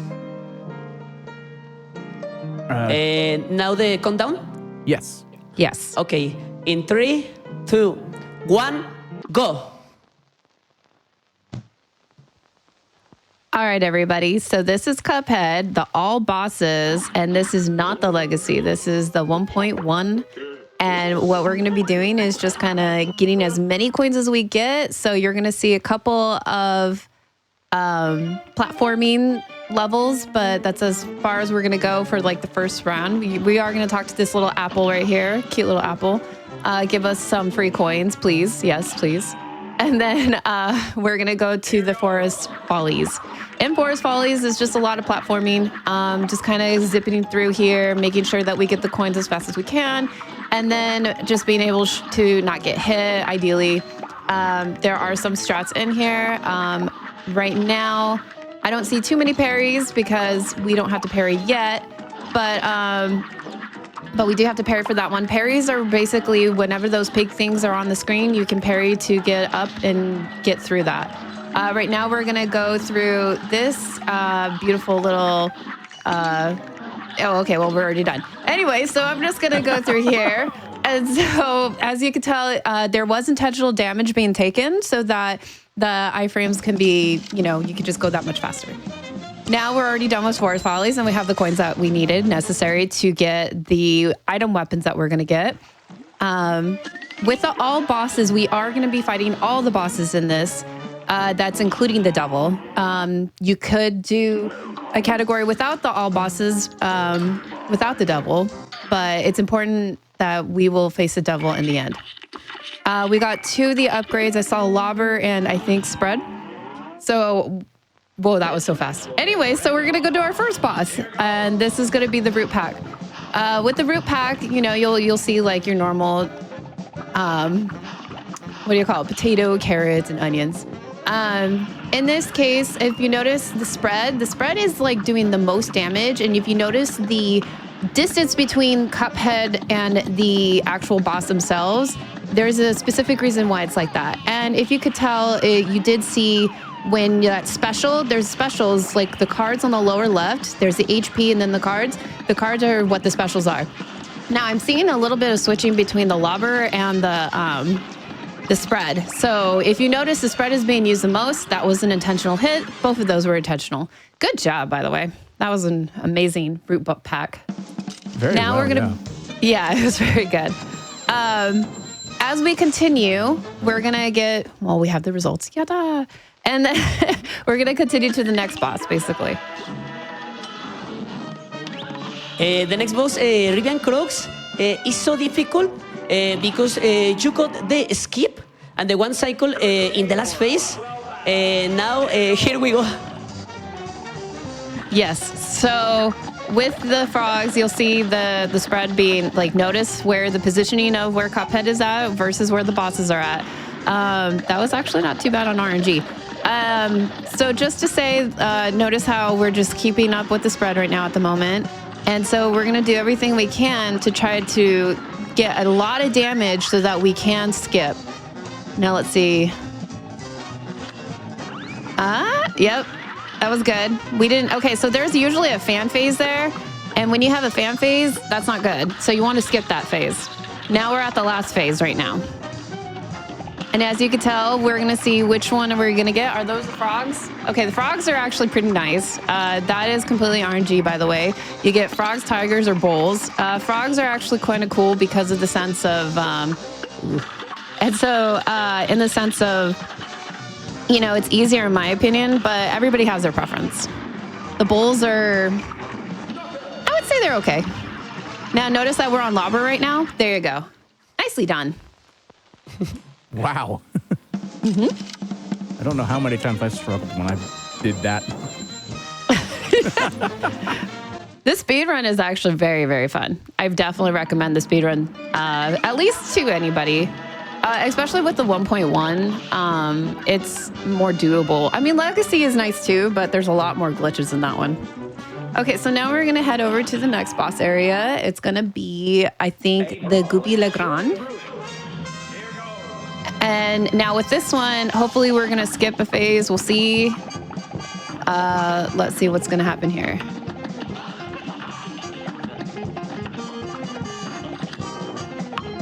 I just want to take a second to look at the animation and how beautiful that animation is throughout this entire game. Well, fun fact, I went to a panel in E3 for Cuphead and was learning all about the artistry behind it and the animation work. Ooh, nicely done, by the way. And it was very fascinating because I got to learn a lot about how many like scenes they needed. So they did like over 10,000 scenes just for this whole entire game. And if they had to like redo something, they had to redo that whole entire scene. So this is all pure animation work. That's what makes this game. That was in difficult regular. Are they so easier? The animation off, but in expert the boss have most life. It's more difficult no animation. Yes. And now we're on Helderberg. This is probably one of my least favorites. But this one, we're basically going to try to do a lot of damage as best as we can. And then skip like a phase. And now you saw the Gemini twins there. And notice how there was intentional damage. Nice dodge on the tornado. There's intentional damage in the very beginning. Now there's going to be a second. Never mind. You actually did a good job. Nicely done. Now we're just gonna get it down, burn it down, take the parries. And then when you have up to 5 specials, you get like an ultra special.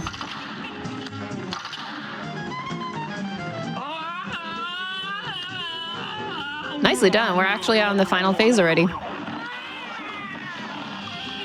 So the final phase is pretty cool. We're gonna try to use as many just like supers. As you can see, we're not like waiting for the 5 supers. It's just the 1 individual supers as much as you can. And as you can tell, those alien like sorcerers, whatever, alien spaceships, there's different colors to them. They do different things. And nicely done. We got a knockout already. So that's pretty much done with the... Oh, we have one more boss after this one with the first island. There's 3 islands basically in this game. You're going very fast, by the way. Thanks. Sorry. My English... so... I tried to speak English, but my first language is Spanish. Y lo siento, una disculpa de antemano, pero el español se me da mejor. Well, you're speaking very well, in my opinion. Agreed. Thank you. So this is Carnation. I don't like this one. A lot of the bosses I don't like, actually. And by the way, I did used to speedrun this, so I'm helping out with just commentary for tonight. With this one, as you notice, the lobber is being used a lot, more so than the spreader, because the lobber is actually a lot more in damage and in terms of like the range. The spreader is better when you're like up and close and personal with it. It's like more like a melee item rather than a, what do you call it? A range item. As you notice, when the vines are coming up, notice how the runner is like actually jumping up instead of just like, sliding around to different platforms. That was a nice boss too. All of these are good bosses. Okay, so that's the end of Island 1. The Island 2 is most difficult, the game for me. Baronessa, Jimmy the Great, Beppy the Clown, all bosses is so difficult in difficult expert. Oh, I love King Dice. This is my favorite song. Too bad we couldn't hear it for too long. It was too fast. Okay, so now we're in the whole nother area. The routing, I remember from the beginning, the routing has changed on this. We're going to do the Baroness von Bonbon. I do not personally like this one either. To answer a question in chat, the one that I do like the most would be... I like the B one, or basically most of the third island bosses are the ones that I like the most. And so notice how we're using lava right here. So the Baroness, she has like RNG in the very beginning. We didn't get the best RNG, but it's doable. Oh, I don't like that one either. Although I do like candy corns in real life. But yeah, as you can see, as we're just kind of getting through this, notice how each time we're going back to the Baroness and doing damage. Now we're on the spreader, and the spreader is going to be doing a ton of damage.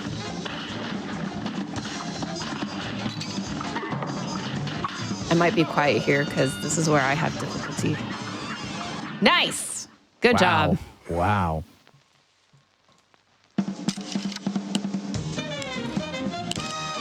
This game is just, aside from it being as difficult, like we were talking about with Dark Souls, you get that amazing animation and the music, the original music too. Just for anyone who's curious, there is a vinyl record that's out now. It's sold out at the moment, but you can check out the vinyl record, and you can get it when it's available again. They are going to restock it. And I got the vinyl record, just saying. Yeah, this runner is doing an amazing job. Give a clap to all the amazingness that's happening. Okay, another boss that I hate, Wally Warbles. This one's totally RNG based. The part that we care about the most is when the feathers are coming out. So the feathers should come, that's a good spot for where the feathers are coming out, actually. If the feathers come out on top or bottom, sometimes the boss will be like off the screen and you're just like, oh, this is like all this damage that I'm missing. What's important with Cuphead is the damage.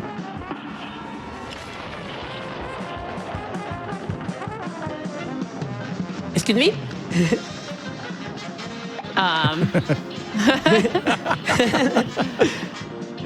I'm sorry. This boss, for me, is the most difficult in the whole game. In difficult expert.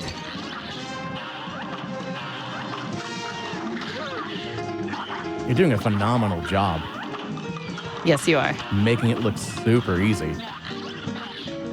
I'm going to be quiet for a second because this part can get stressful. Nicely done. Wow. Yeah, whenever they have 1 health HP, I'm just like, let's just, I'm gonna, you know. I get it. I totally get it. All right, so that is done with Wily Warblers. I think we're gonna go to Grim? Question mark? Are we going to Grim? No, we're going to Peppy. Jimmy. We're going to the Jimmy. Sorry, I don't know which one. I forgot the route. The route that I know is like so outdated. I have to remember that there's new routing. That's an okay RNG. The cat is okay. It's not the best RNG, but it's okay.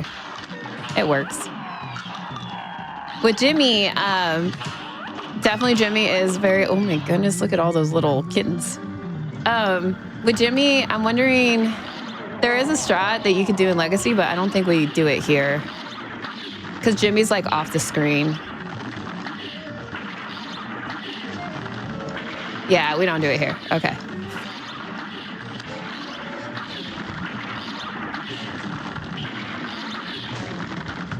Oh, nicely done. So with Jimmy, we're just gonna go through all the phases, I think, at the moment. This is probably the 3rd phase? Jimmy has a lot of phases. Nicely done. That was a very, very short phase. And then I think right now we're gonna have the puppet phase. Let's go. Let's go.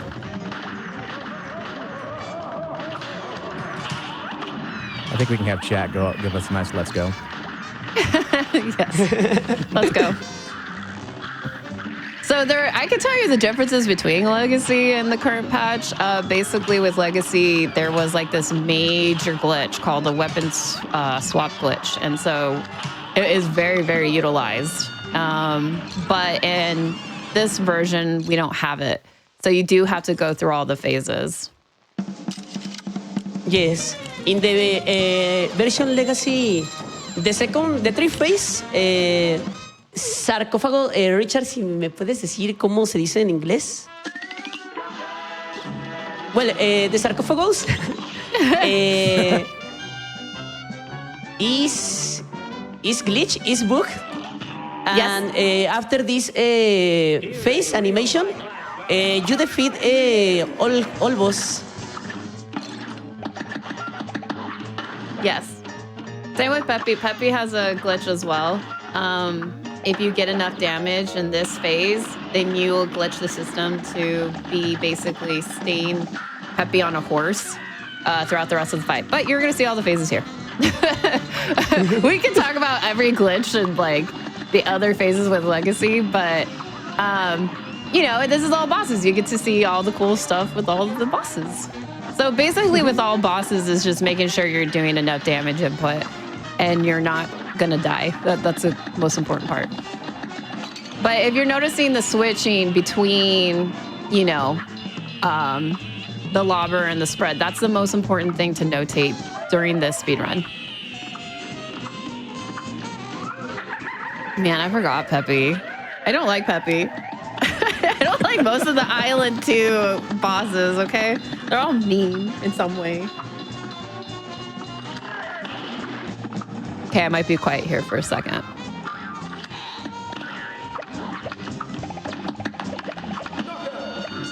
Oh, bad RNG. Oh, that was horrible RNG, but you recovered it so well. Oh, Wow. that was really good. That was a good recovery.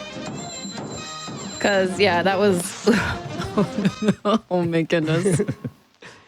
Now, I'll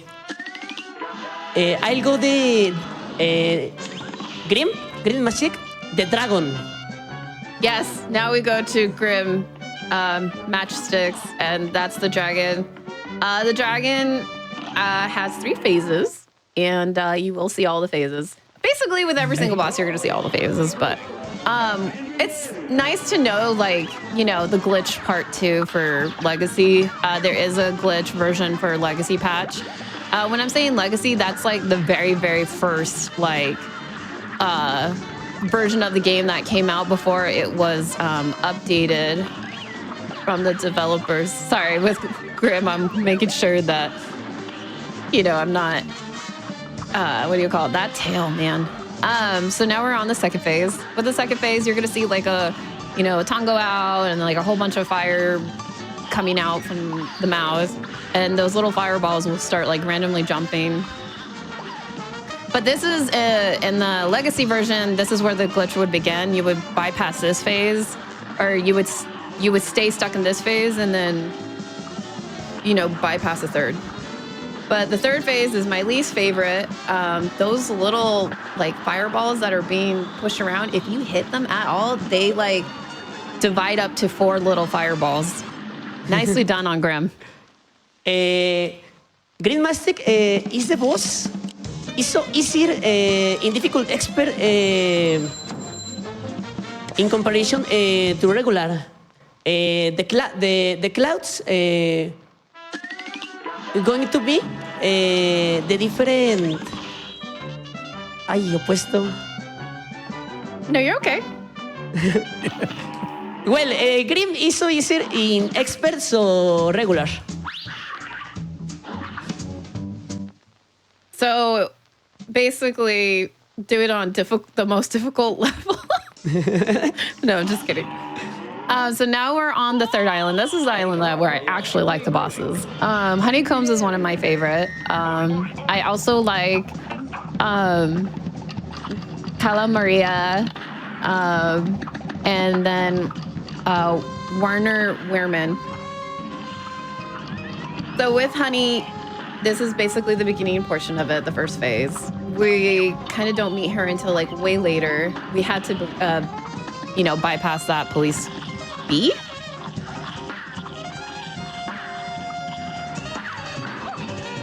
And then if you notice some of the platforms, they don't stay consistent. That's also RNG.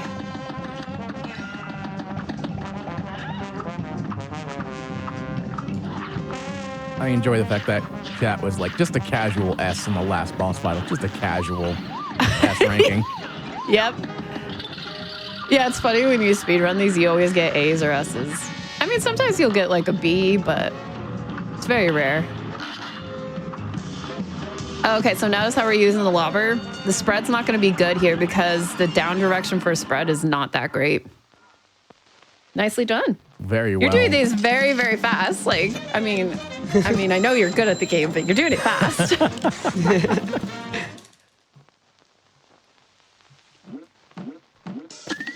I just find it funny that some of these bosses on the more difficult levels are better for you.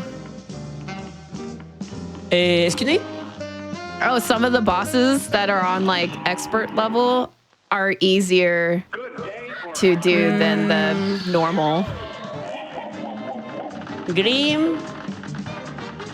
And Grim. Grim and Grim? Yes. Maybe the root pack. The last Maybe. phase,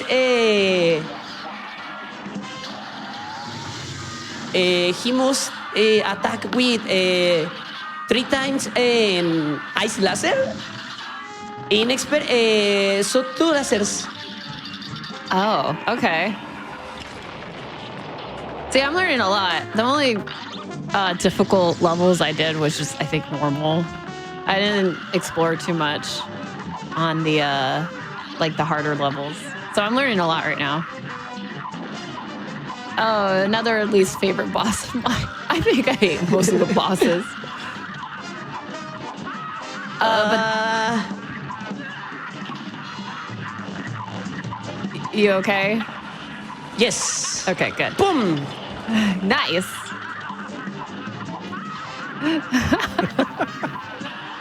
Boom. Boom. This one always causes like... Como diría yo en español, how I say in Spanish, órale.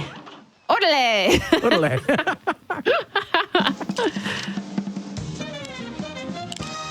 Nicely done on that one, too. I'm going to just tell you nicely done because you are doing very well. Okay, so now we are going to have, I think it's going to be Sally. Sally stage Yes. play. Yes. Sally and the theatre with the babies, with the husband, with the kiss. Oh, yeah. Okay. This one's always a fun one to watch, too, because it has like a whole story where like she's at her wedding right now, fighting at her wedding, and then she gets married and then has a baby. Like it's a fun one to fight. Actually, I think she's pretty much fun. I just hate the baby. When this baby throws a bottle down. It's nice to know that like each boss kind of has its own story, like its own little arc and stuff, like a traditional cartoon would. Yep. I was just wondering how they thought of these bosses, though. You know what I mean? And if everyone notices on the curtain, you see the developer's name, the MDHR.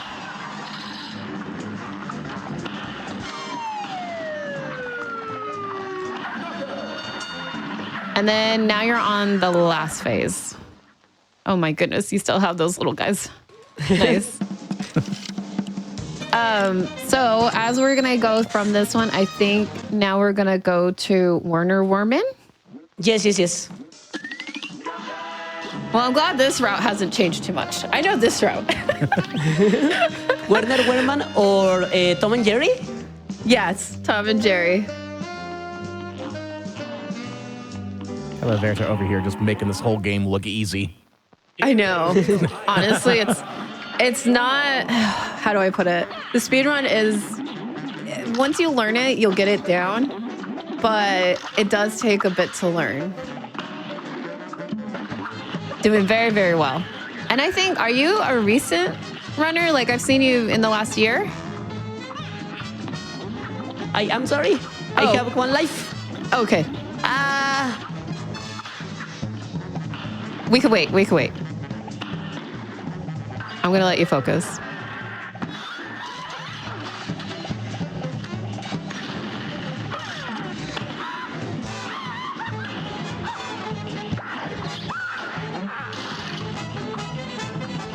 No, you can talk.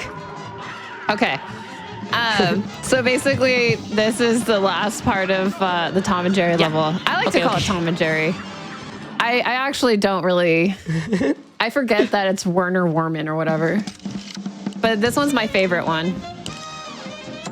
Oh, now you want ice cream? What kind of ice cream do you want? Yeah, that was scary. All right, and so now we're going to be going over to the boat dude, Captain Brinnyberg? I don't know. He's Popeye to me. This one's a Popeye one. I mean, I watched a lot of cartoons as a kid, so... They definitely took on a lot of meaning of the 30s cartoons that everyone knows and loves. Yeah. Yeah, like earlier was the Battletoads is Battletoads. With the frogs. Yes. Don't let the doggies. It's so difficult. This RNG. Yes. And I have one. No. No. Como diría yo, me sale. You got this. That was not fun. That was not good RNG, by the way. That was actually really horrible RNG. The best one for this particular level is the shark one. Yes. Because you can still attack while the shark is out. See, this one right here. It's easier to skip.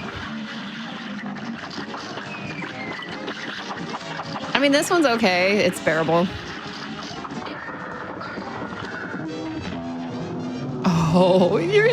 The ink is still on you during this phase. Okay, there you go. I was about to say the ink being on you during this is not ideal. Nicely done, by the way, on the parrying. I'm sorry. Nice. I'm sorry for the reset. Don't be sorry. You're doing phenomenal on this. Yeah, you're gonna be totally fine on estimate. All right, so now we're gonna be going to Cala Maria, everybody's favorite. This is everybody's favorite. Yes. Is the waifu of the game. Yes, she is. Massive waifu. Say hi, waifu, everybody. Hi, waifu. Bad RNG. Yeah, that was bad RNG.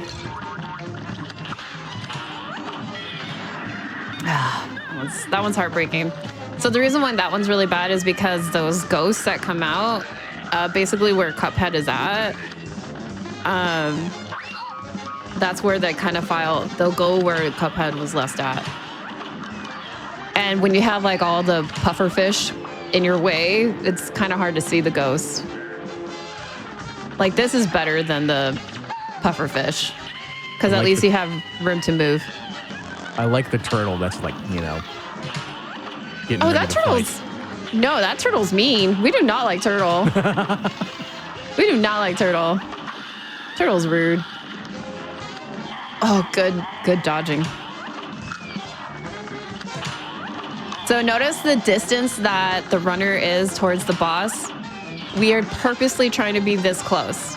Like this is honestly what you want to do. You don't want to be further away because the further away you are, the easier it is to get hit by that green thing and that stones you. And then you'll get hit by like the spiky pillars there. The next boss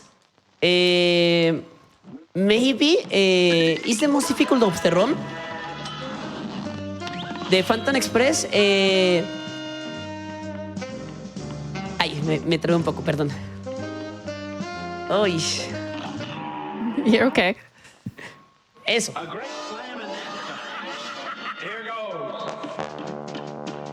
Take your time. The reason why Phantom Express is really hard because it could go your way or it cannot go your way, basically. There's a lot of moving components going on. And you have to be in the right spot with those moving components. Otherwise, you're gonna not do the boss too well. So like right here, you're gonna have to fight this skeleton. So this one has about 4 phases. And this one, we're just trying to make sure that we don't let those little pumpkin guys put the pink things, the bricks down on the deal right there. It really messes your movement up with this boss. These guys are okay. So we're just gonna down either one at this moment in time, but notice how we're trying to get both at the same time? That's the quickest way to do it. You could do it one at a time, but it's slower. Jad Way is trying slower. any and all it can to compare this game to Final Fantasy VI. This is not like Final Fantasy VI at all. Okay, I'm gonna be quiet here.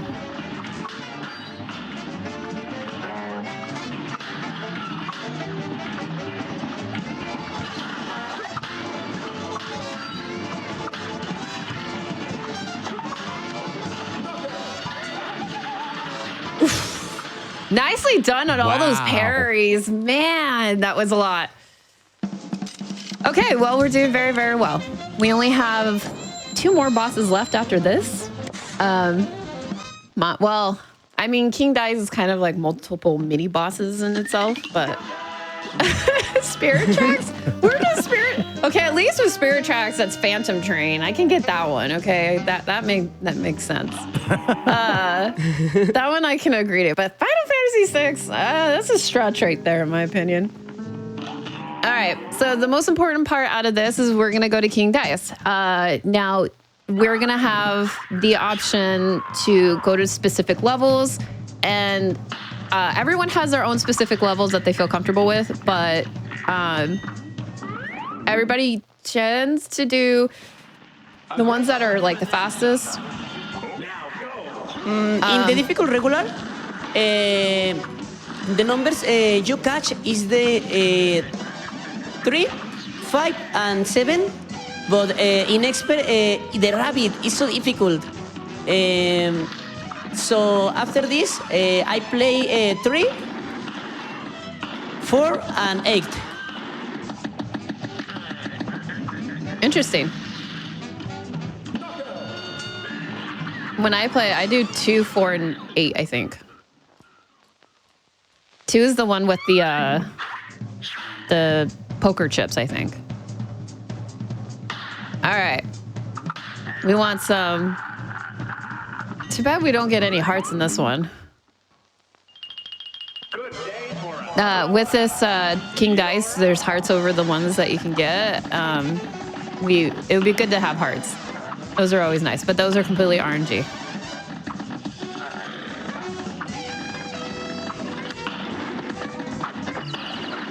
But I like this one too. The dominoes.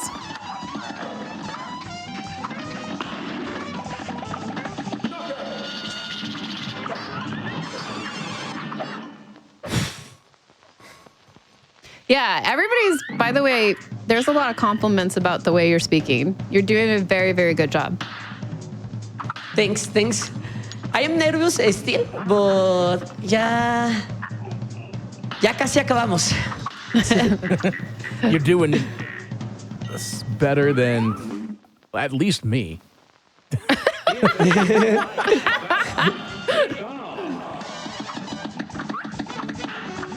By the way, the Final Fantasy VI, if you're going with the trade, I can agree to that. I was just thinking more like, I think I was too literal. I was thinking more like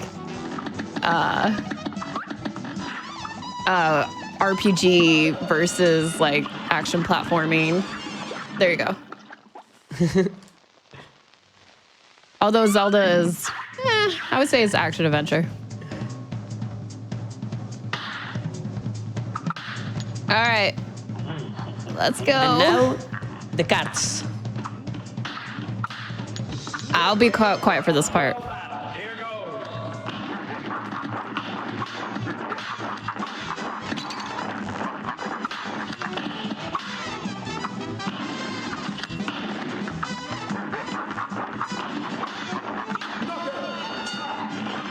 Okay, let's go.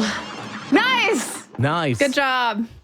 So it would have been really bad if the runner died right there because of the fact that if you do die, you have to do that whole thing all over again. All over again. And you don't want to do that. That's a huge time loss. All right, so now the last and most important boss. Yes, the devil. And my nickname for this boss is El Chamuco.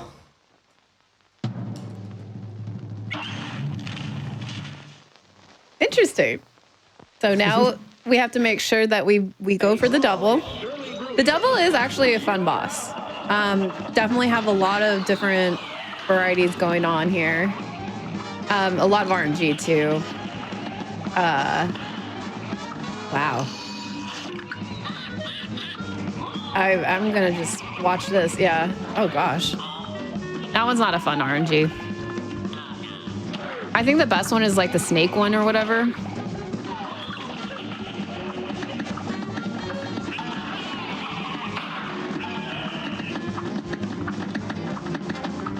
Oh, Midnight, what is up after this run? It'll be speedruns from the crypt. I believe it is Silent Hill. Ooh.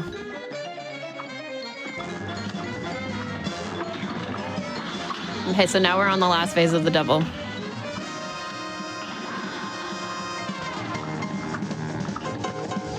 Aw, the double is gonna cry soon. Very soon.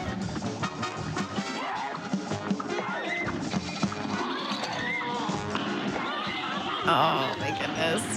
Okay, I'm gonna be quiet now. Yes. Yes. Nice. Oh. Nice. Good job. So I think the time is now almost. I'm trying to remember when time is for this.